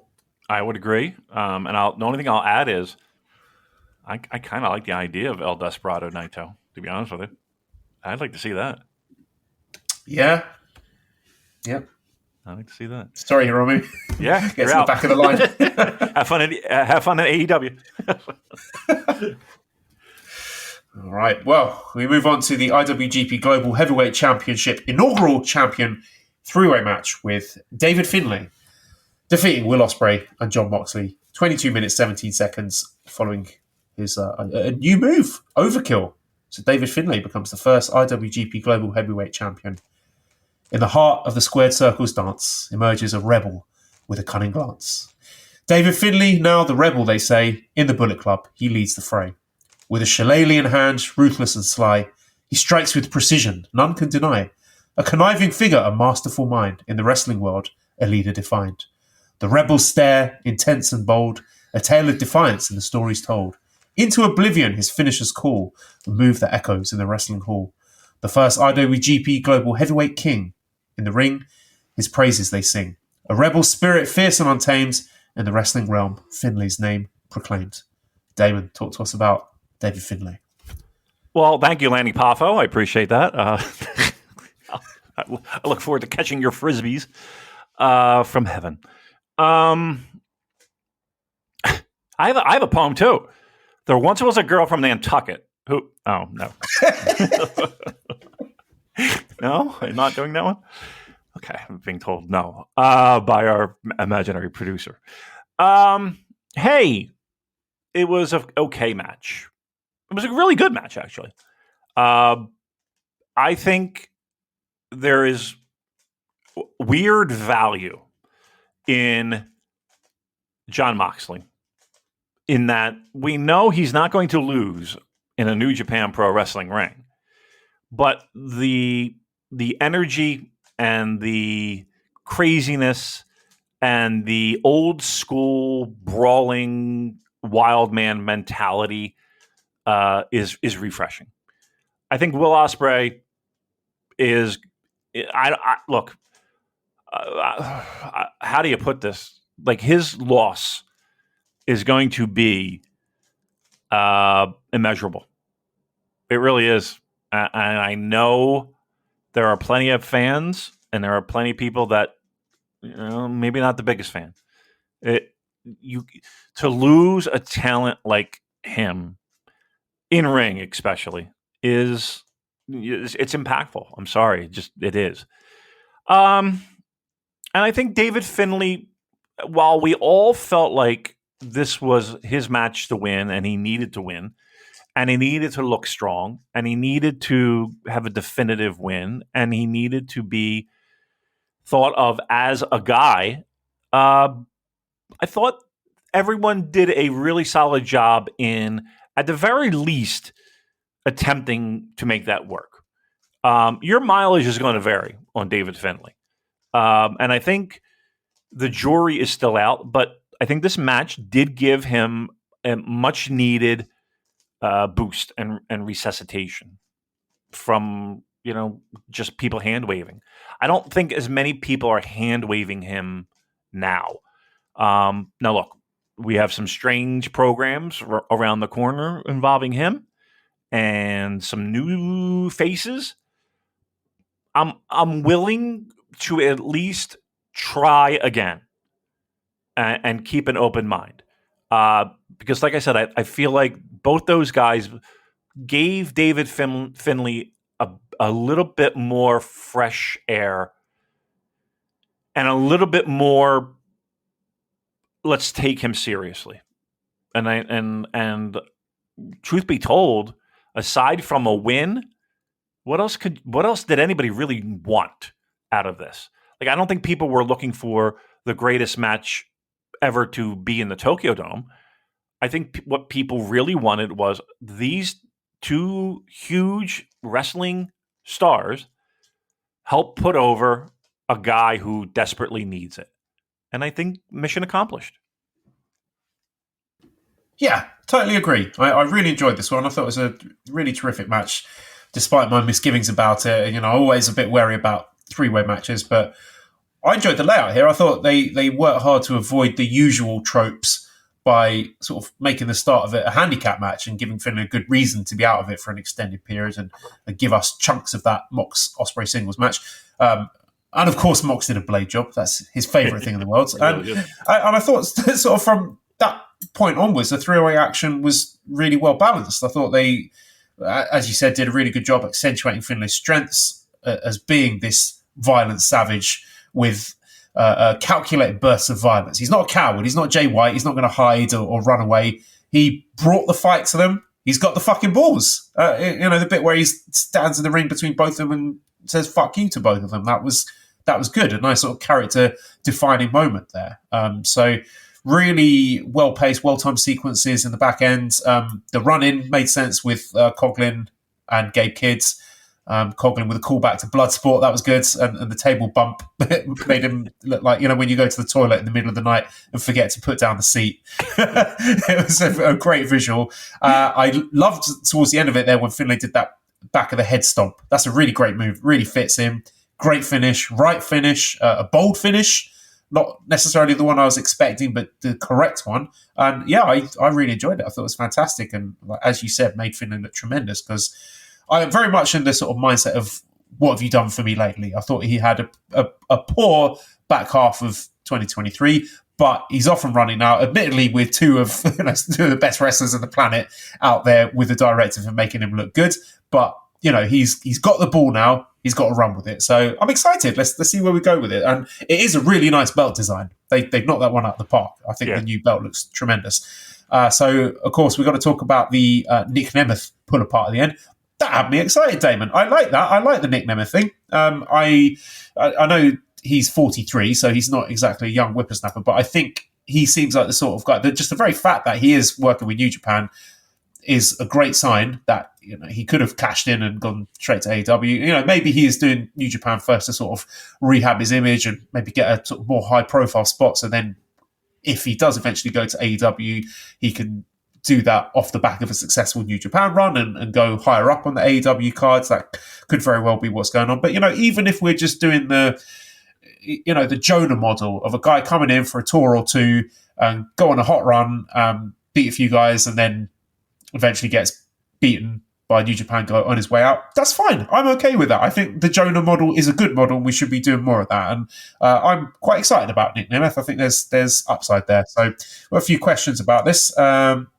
John says, is it a step in the right direction to have the global belt on a full-time New Japan guy? I understand the Finlay hate, but surely it's better to have it on him than AW Freakazoid. Yes, absolutely, John. I agree with that. Daryl says, any chance that Nemeth ousts Finlay as Bullet Club leader? It would be a huge profile boost for Dolph, and it would be some fresh air over Finlay's lame run. Is it too soon to pull the plug, even though he's been lackluster?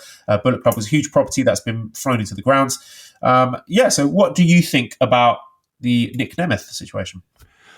Well, when we talk about contract season, it is an annual tradition of former WWE personalities to have their contract no compete clauses expire, and okay, where were they going to land?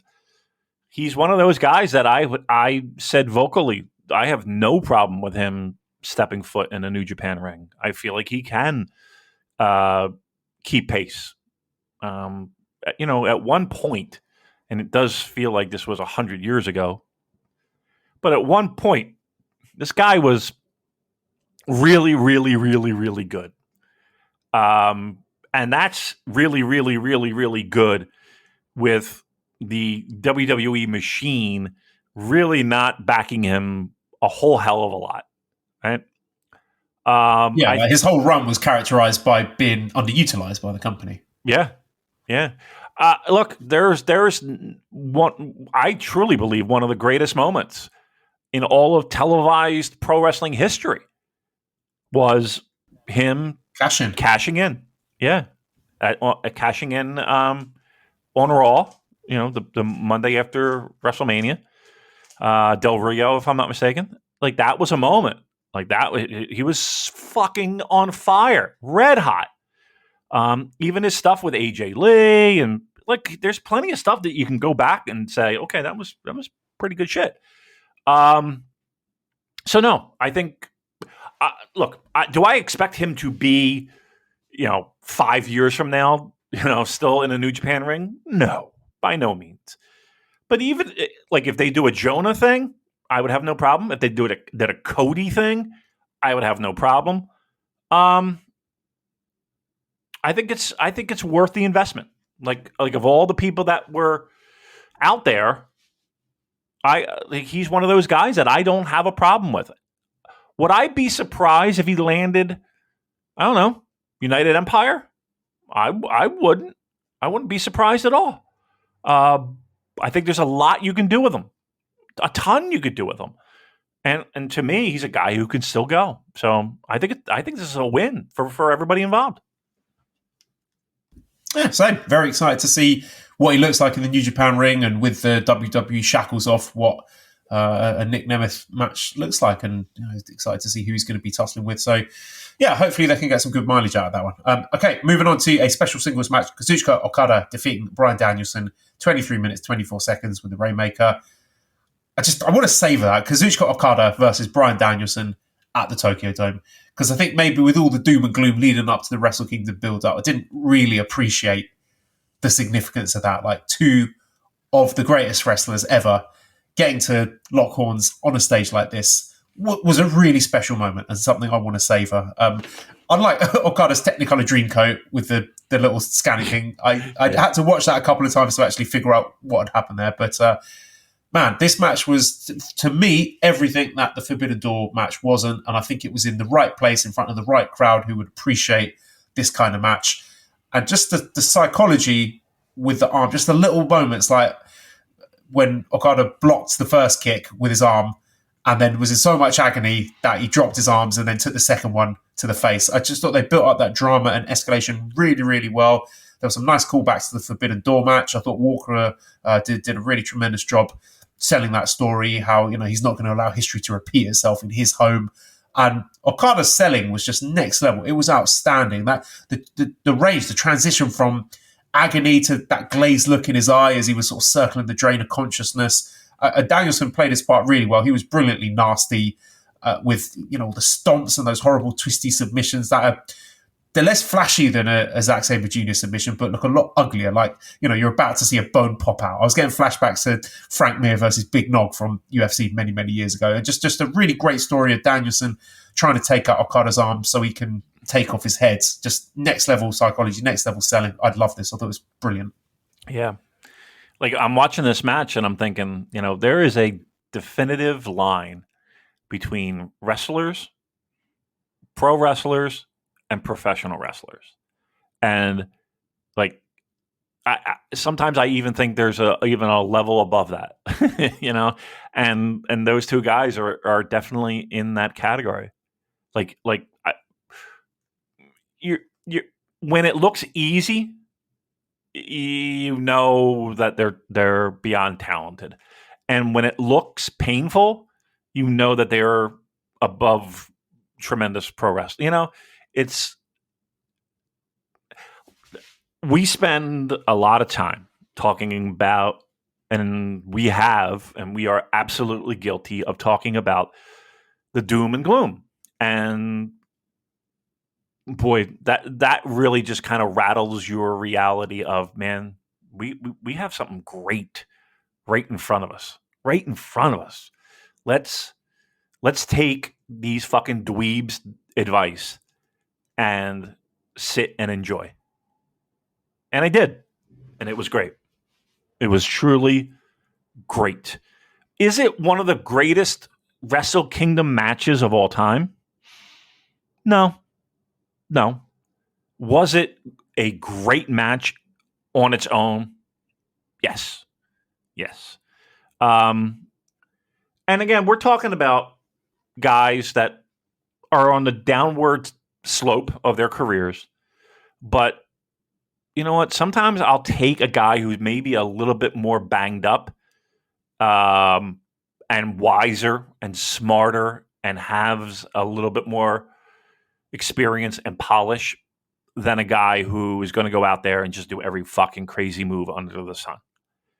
Like, I saw professional wrestlers be the best at their art. And when the match ended, that was the feeling I got. Like, I just saw two artists. I saw a great band. I saw an unbelievable movie. Like, I saw the art of professional wrestling. The violence of professional wrestling. I saw the seriousness of professional wrestling. I felt like that match was, while again, it might not have been as super spectacular as some Wrestle Kingdom main events, I thought technically it was right up there. I felt like I saw masters working their craft, and I felt very privileged to be alive to see it. Yeah, very much. I agree with that, and echo what you say about. I think this was one of the matches where I just needed to shut the fuck up and enjoy it, and don't get bogged down with all the AEW. Oh, Tony Khan. Oh, who's going to win? Just appreciate what was a fantastic professional wrestling match. So well done to those two. Main event, IWGP World Heavyweight Championship match. Tetsuya Naito defeating the champion Sanada, 25 minutes, 42 seconds via Destino. So Tetsuya Naito is our new IWGP World Heavyweight Champion. This is a tough one because, had they delivered this exact match on night 13 of a G1 main event, I would have said, yeah, great, brilliant, well done. But this is the main event of Wrestle Kingdom. I feel the bar should be higher for this. And I warned when we did our preview that Sloppy Sanada is just waiting to come out. And he did here. Not in a way that I thought completely spoiled the match, but it did derail it. And it took a lot of work to get it back on track. It did look dangerously close to falling apart there. But yeah, if you're emotionally invested in the story, I could see how this would be really rewarding. I didn't feel that there was any real jeopardy. I didn't at any point buy that Sanada was winning. So I thought it was a very good match, but unworthy of Wrestle Kingdom main event, sadly. Yeah, I thought it was really good. Yeah, I mean, it's not touching those Wrestle Kingdom matches of the past, but I don't think anybody. I can't say I don't think anybody there was kind of disappointed in the fact that it didn't deliver on in that metric. I think there were 25,000 people there that wanted to see Sonata with his shoulders to the fucking mat for 3 seconds and Naito raising his fist in the air and doing his roll call. Like, I don't think there was a person in that building that was like, let's go Sonata. No one. It wasn't that something, wasn't it? No one cheered for him. Daryl says, how come Sonata's big babyface moment came not during his half-year title reign, but only after he lost the biggest match of his career? I was legit cheering for him after all that, and I couldn't care less about his championship reign. Seems like a missed opportunity in retrospect. So, yeah, where he rescued the roll call at the end, huge part for that. But aside from that, just nothing for him. No. And as Kevin Kelly said, what do you expect, right? And I think that's the challenge, right? Like, if you're looking for something else, you ain't going to get it. Yay, he cried down the aisle. Okay, great. Wow. Okay. What a range this guy has. It's nice Muto gear, though. Yeah. Yeah, I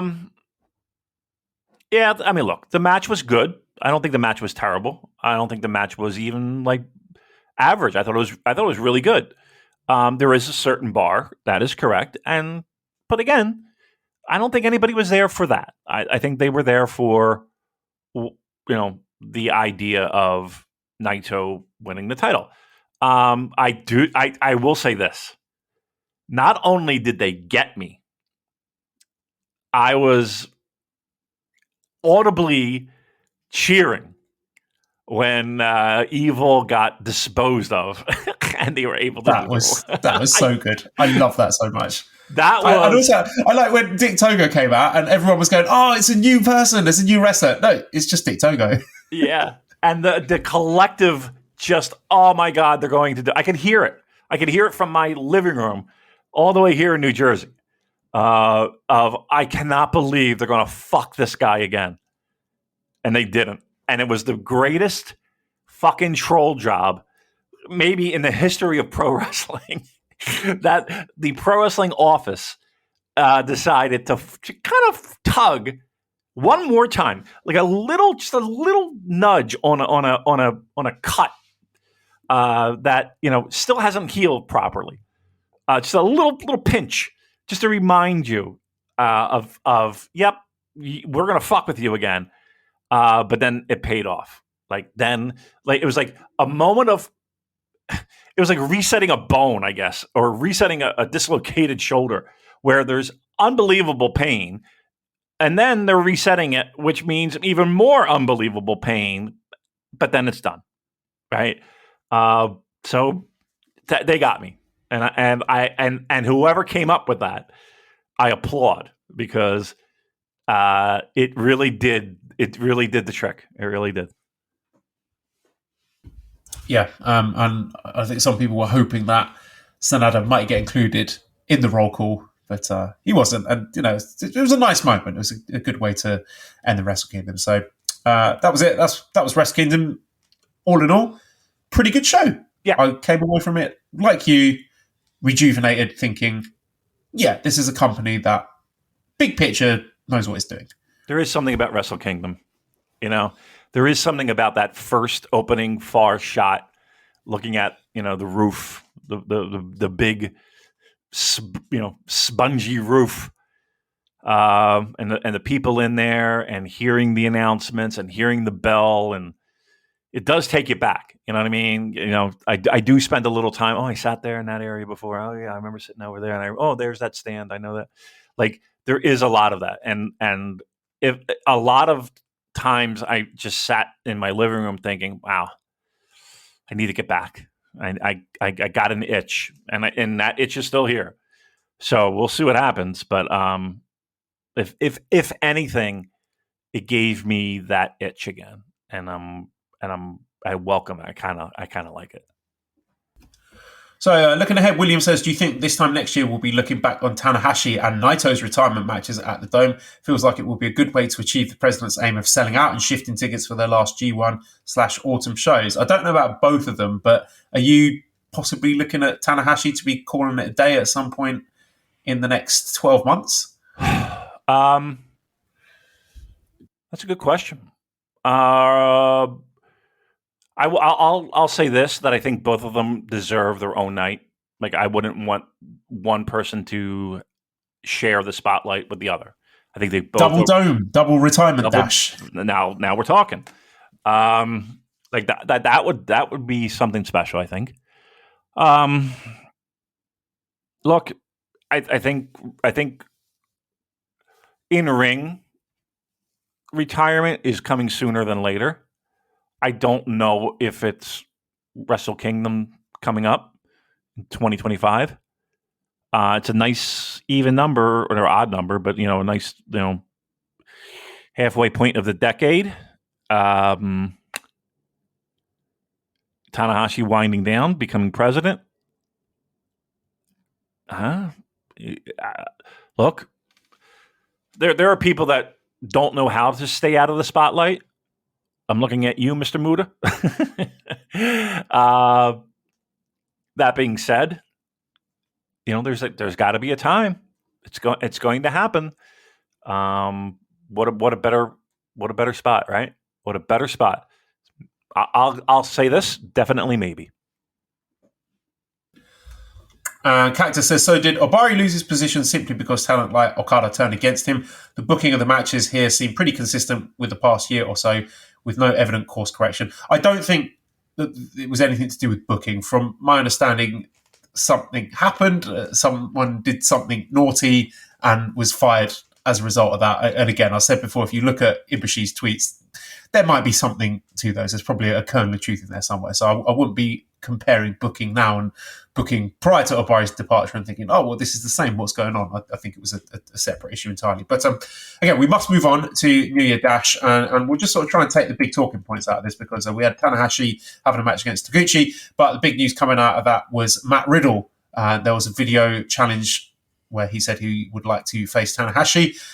Gui says, can New Japan just book a proper good show anymore without souring the fan base with awful shit like booking alleged abusers on the next one? Mark says, riddle me this, would you wipe your feet on an unwelcome mat? So a lot of people are upset by this, and I totally get it. But to be completely, again, this is one of those things where you've got to draw your own line in the sand. If you're the sort of person that can compartmentalize that and separate the art from the artist, blah, blah, blah, and still find enjoyment from the matches, then fair play. If you are someone who has no interest in seeing Matt Riddle wrestle and you hate it and you are not going to watch him or not even watch New Japan because they are giving him work, more power to you as well. I mean, no one can tell you you're wrong on either of those sides, to be honest. Personally, I'm just getting exhausted with having to do this every few months, and I'm just lacking the energy. So I'm going to try and be dispassionate about it. I would rather they had not done this, because we could do without the headache of, just, again, the optics are not good, and I don't like Matt Riddle, and I don't think he's worth the hassle. But to be honest, I don't think it's going to be that much of an issue. I don't think the Japanese fans, by and large, know or care about any of these issues. So if he behaves himself, then maybe it will end up being successful for him, and you might see some good wrestling if you care about that sort of stuff. But it's another one of these things where I'm sort of tugging my collar, thinking, "Oh, New Japan, what are you like?" Yeah. Well, not for nothing, as I like to say. If you were a member of our Discord channel, you did definitely got that news much earlier than that video that was prepackaged for the New Japan broadcast. One, I'm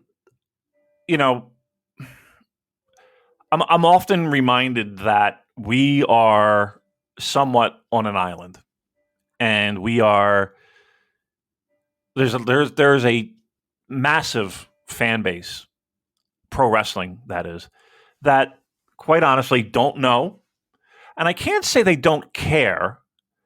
There are people that are well aware and don't care.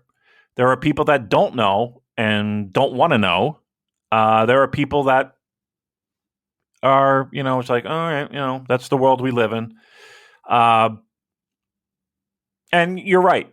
If your money speaks louder than anything, not your dumb tweets, not your outrage in a public forum, it's great. Your money is where your mouth is, as Tony Khan would say.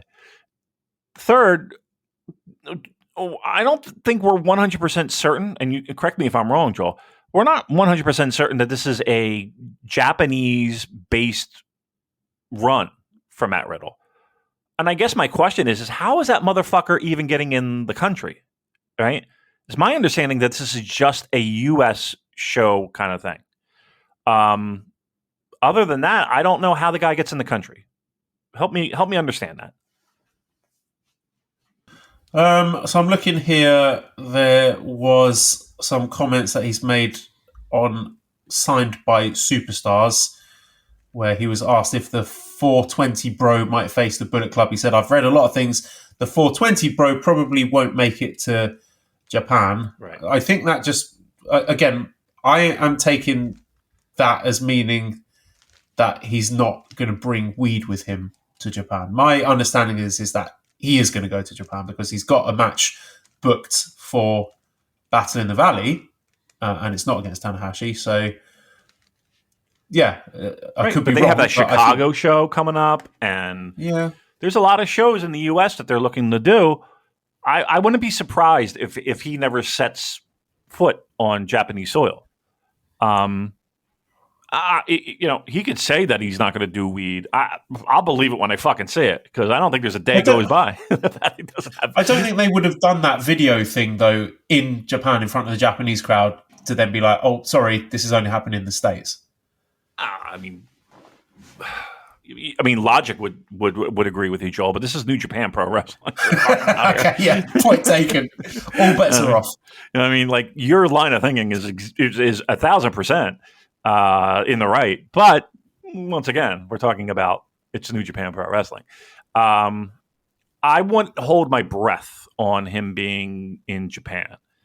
So again, if you are bothered by the fact that New Japan would invest their time and effort into a person with we'll just say a sketchy past, speak with your money.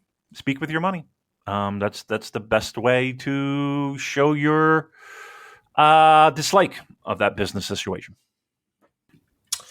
Right, what else have we got from Dash then? So, Youngblood, so that is Oscar Leuber and Yuto Nakashima. They are going on their excursion. Oscar is booked for WXW 16 Karat Gold. No word yet on where Nakashima might go, possibly Redfro, maybe the Fale Dojo, because I know he trained there.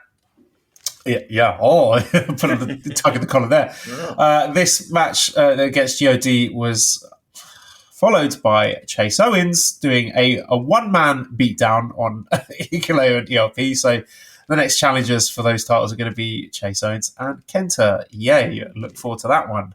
Get into it, as Joe Lanza would say. We have a Great Bash Shield, Despi, Wato, Shota, and Tamatonga defeating House of Torture, where we're setting up programs for the future for Kanemaru challenging Despi for the junior title. Looks like we might be getting a Wato versus Sho program.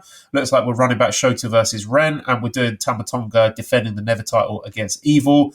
Then there was a big crazy brawl between Bullet Club and United Empire, where they've set up a cage match in Osaka, 5 versus 5 match.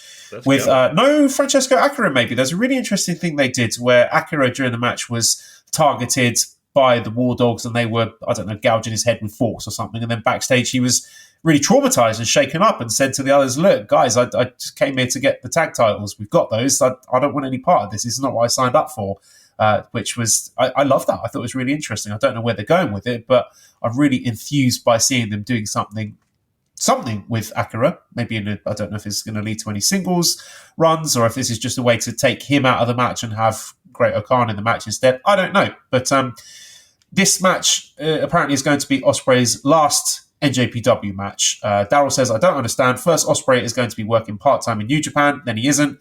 Tama has just signed a long-term deal. Now he's leaving. Who's being swerved here? The media, the fans, or both? So what is your interpretation of Ospreay saying this is his last NJPW match? I mean, I know that he's on a Canadian tour with AEW. They're doing like Vancouver and Calgary and a whole swing. That's going to be his first tour, if I'm not mistaken, for AEW. So while I don't think it's necessarily his last, I think it's there might be some distance between him and his appearance in Osaka and what we might see from Will afterward. Somebody listens to this show. I mean, we spent 10 minutes talking about steel cage matches, right? And how we never see him in New Japan. That's one gimmick match we never see. And lo and behold, shortly thereafter, cage match, which I'm actually excited for. I think that could be a lot of creativity and a lot of creative people. And I think they'll do it right. They'll do right by the cage. And if this is Will's swan song, I think we're going to see some batshit crazy stuff. Look, a lot of things you could do in a cage. And I think Will's more than willing to at least give it the old college try. So I think it's going to be fun. I think it's going to be,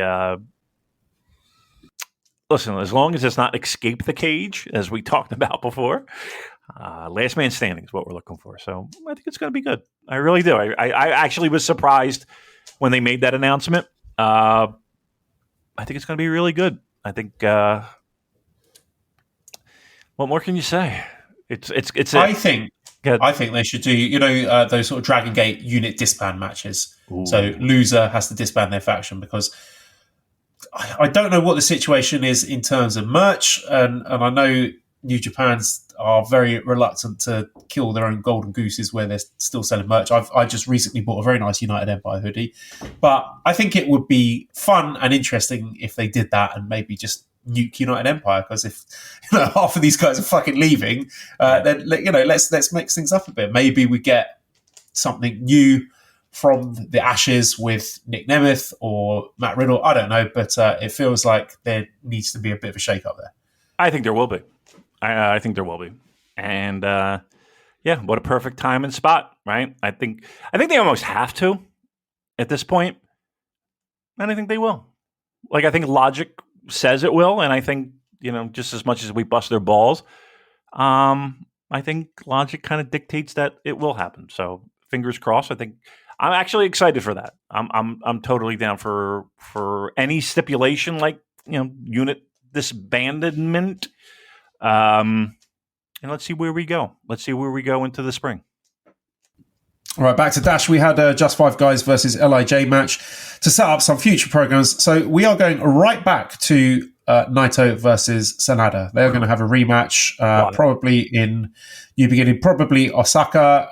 Apparently that show sold out, so I don't know, read into that what you like. I think we're doing Tsuji versus Uemura again. I don't know, maybe there'll be some others. We might do Hiromu versus Doki or Shingo versus Taichi. Taka Michinoku picked up the pin here, didn't he? So maybe Taka versus Bushi. So Aaron Method says, why the fuck are they doing Naito Sanada again? What purpose could it possibly serve? How the fuck do they go directly back to that? Boo says, what, if anything, do we take away from the fact that Naito and thus the setup for a rematch against Sanada wasn't even in the semi-main? This is one of those things I'm not going to let myself get upset about. I'm just going to go, New Japan, and move on, because I don't know what the fuck they're doing either. I took great solace after Wrestle Kingdom main event thinking, finally Sanada can go back to the mid-card where he belongs, but no, we're putting him straight back in the world title scene. Right. They had the out. It's amazing. Like, they had the out, and they could have just left on a high note, and they could have just left it and said, okay, let's move on, right? Clean slate. They went right back to it. It's like breaking up with a girlfriend who you're not staying with, but yep, you gotta hook up one more time for old time's sake, I guess. It's I was like what? Like, there's so many other ways we could go, and to just do the old I have a rematch clause, which is just preposterous. Why? They had the out. All they had to do was walk through the door, and we're going to do it one more time. I don't know anyone, truly, honestly. Do you know anyone on planet Earth that was like, you know what? They got to run this back. they got to do this again. No one. Everyone saw Wrestle Kingdom as the finish line. We broke through the tape. Let's change things up.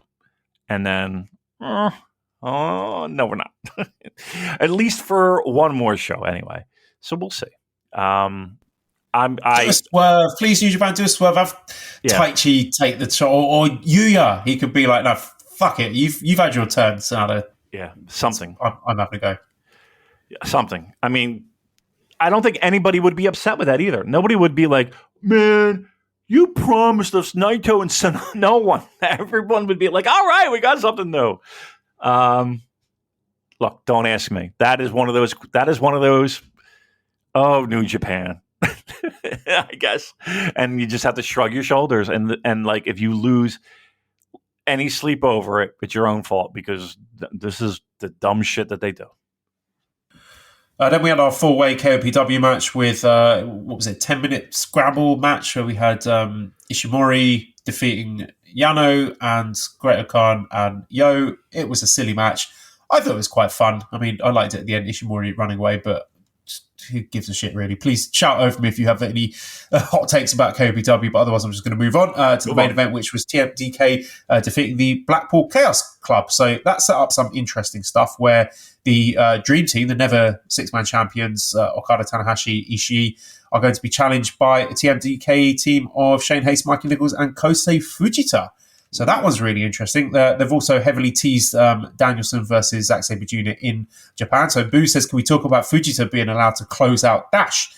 Nick says, based on New Year Dash, do you think Fujita could win the junior title this year? So as you would say, Damon, not for nothing, spotlight on Kosei Fujita at the end of New Year Dash. And, you know, we've had New Year Dashes before where the spotlight has been on a particular guy. I'm reminded of, was it Jay White in New Year Dash 2019? And that was all about him. And then he won the title a month later.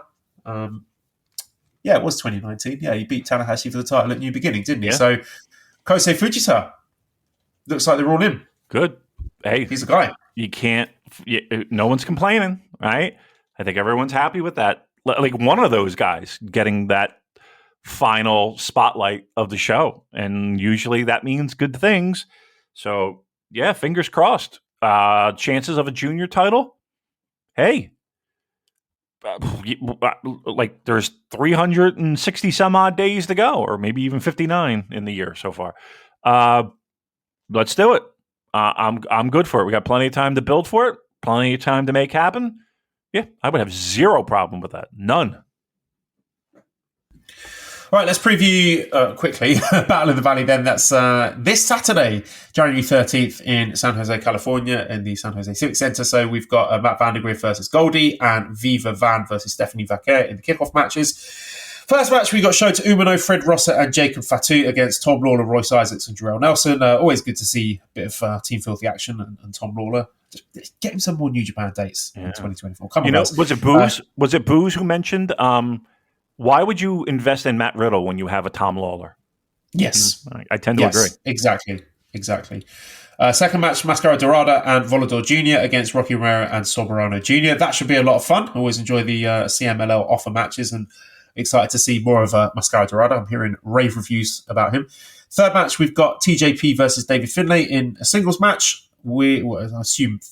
Obviously Finlay's got to win that one, and they're going to set up some stuff for their cage match down the line. And hopefully we see more TJP and less Aswang here. Fourth match, we got the NJPW Strong Openweight Tag Team Championships with El Fantasma and Hikuleo defending against Alex Coughlin and Clark Connors. So, yeah, it says they're just defending the Strong Openweight Tag Team Championships here and not the IWGP ones as well, because I was going to say that if Chase and Kenta are challenging for those, then it will be weird for ELP and Hikuleo to lose these.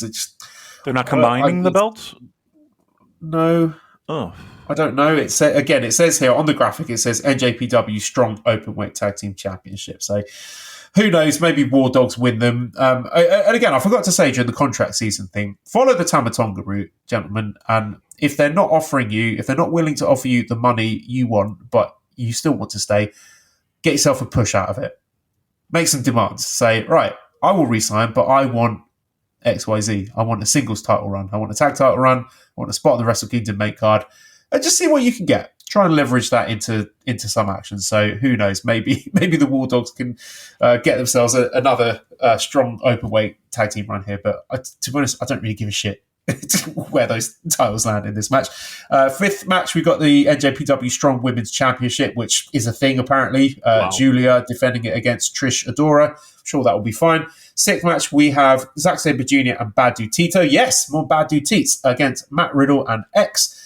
Speculation, this is maybe going to be Jeff Cobb to do the old, what were they called? The Chosen Bros in PWG. I think that was their name, Riddle and Cobb.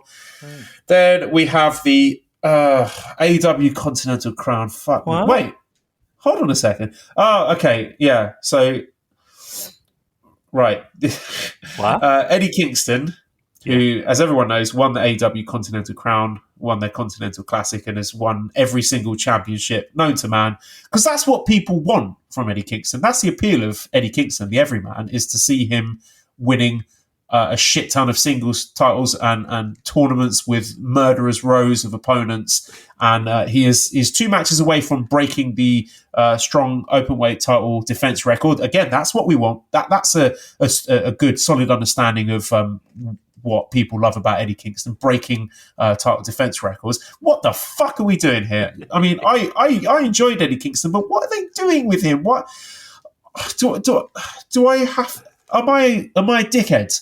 Am I? Well, yeah, but that has nothing to do with Eddie Kingston. I mean, he's not losing this match. Like, no chance Gabe Kidd is beating him for a singles title. That ain't happening. Eighth match, we got no DQ, Shingo Takagi versus John Moxley. Love that. That's going to be a lot of fun.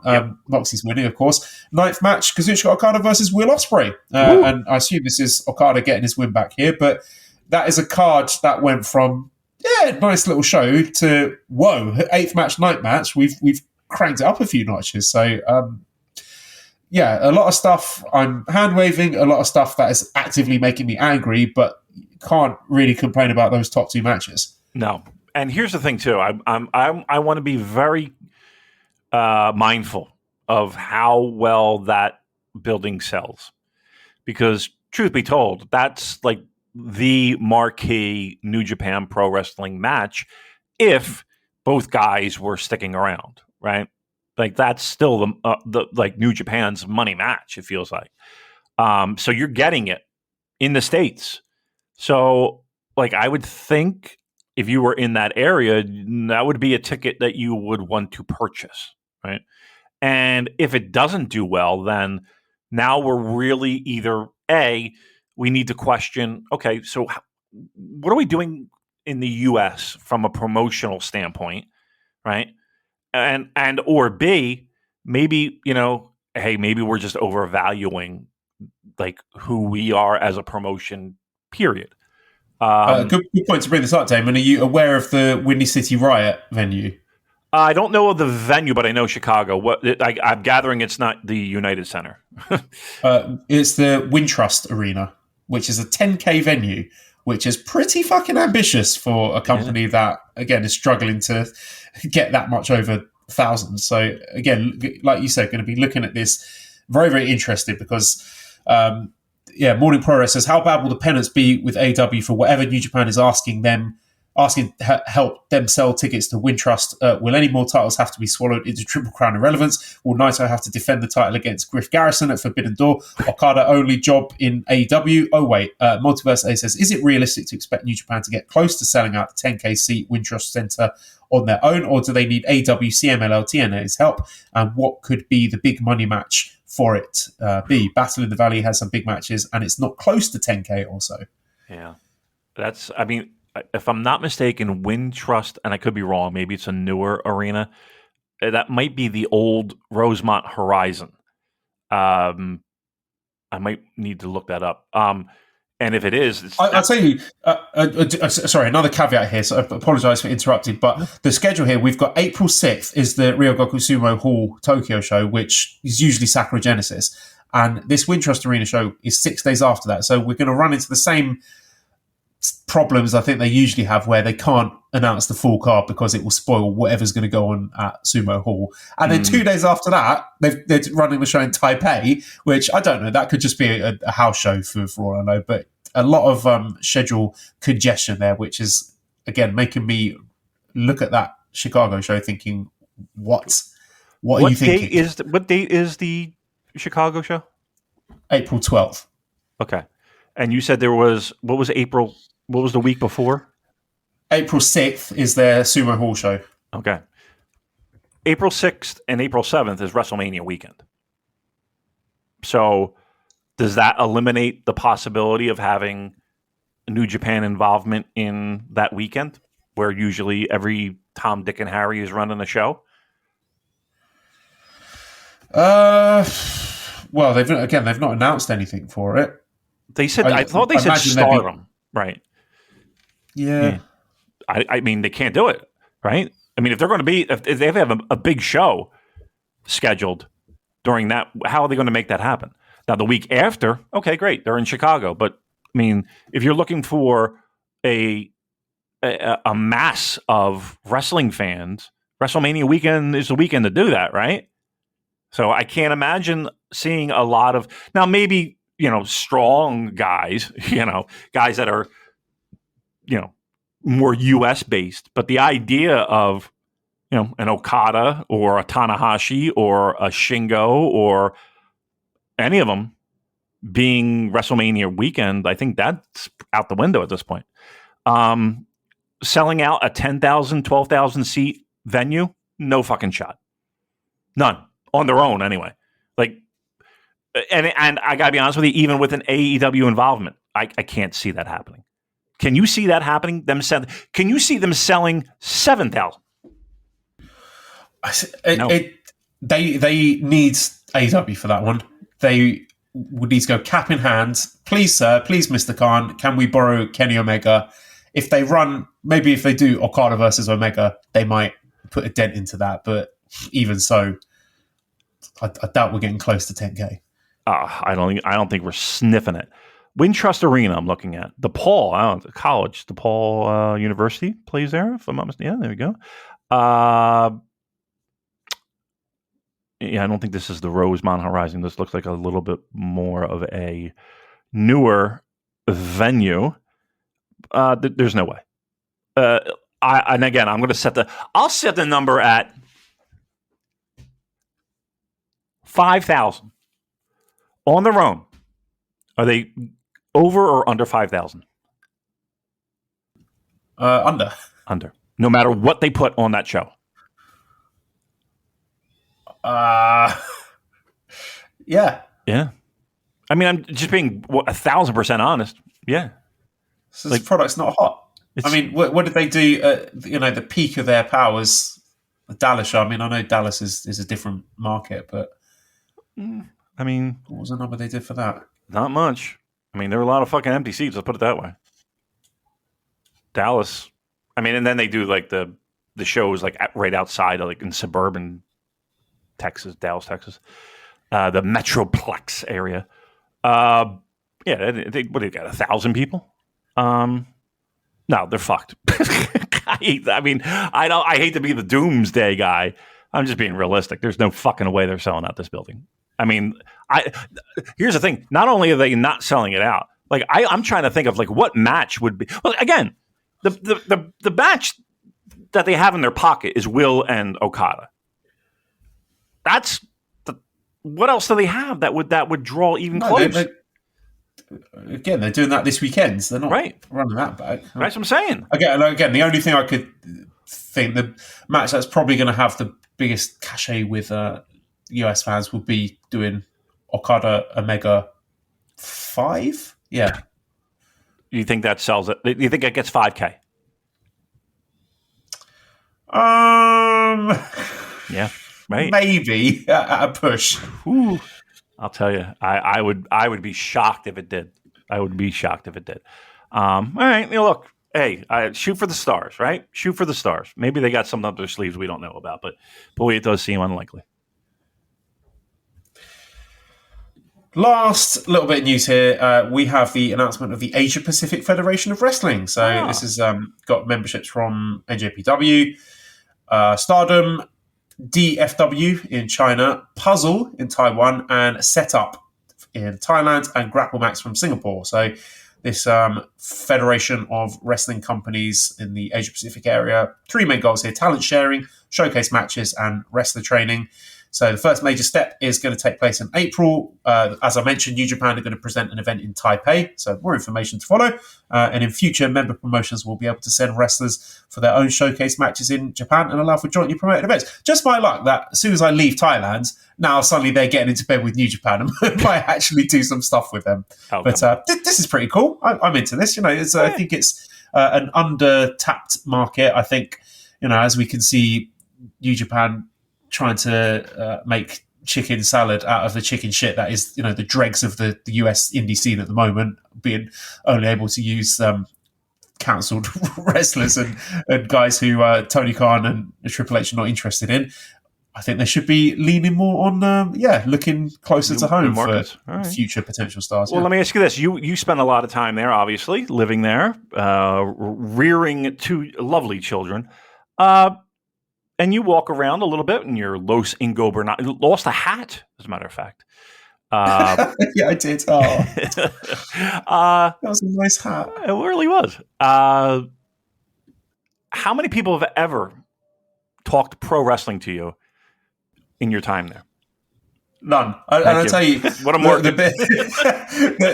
I had one experience, right, which is I'd taken Esther I'd taken both the kids for a swimming class.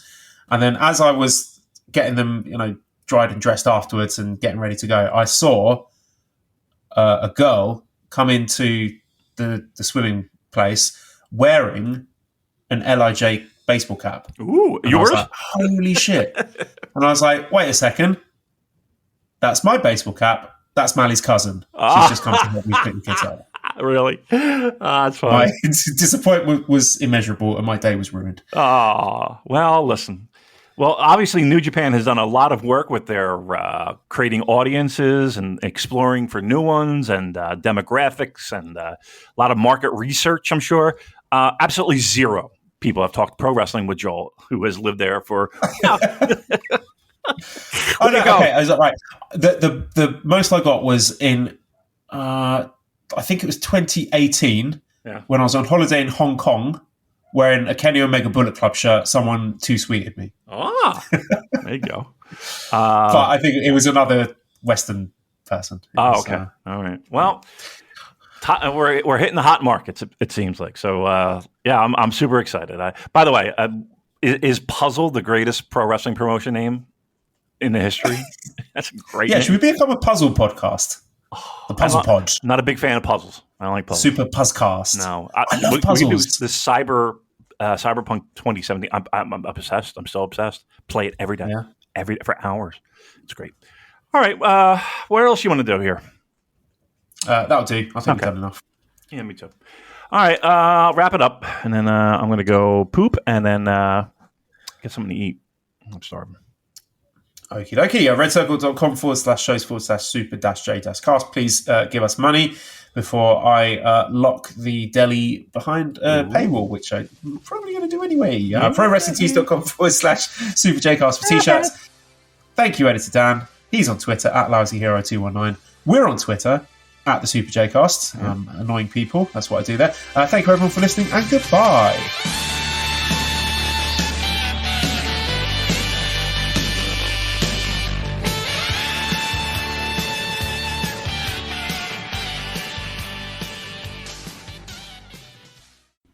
Cheering at pro wrestling shows in Japan is back, and 2023 is already shaping up to be a big year in the history of pro res.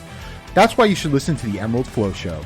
From the Royal Road to the Green Mat, Paul and Gerard take you into the world of All Japan Pro Wrestling and Pro Wrestling Noah. Not only do we analyze events, but we examine business, who is getting over, what angles are working or not. Occasionally, we take a look at other Japanese promotions like DDT and Zero One. So if you're looking for more coverage of the world of Japanese wrestling, check out the Emerald Flow Show on the Voices of Wrestling Podcast Network, available on all of your favorite podcast apps.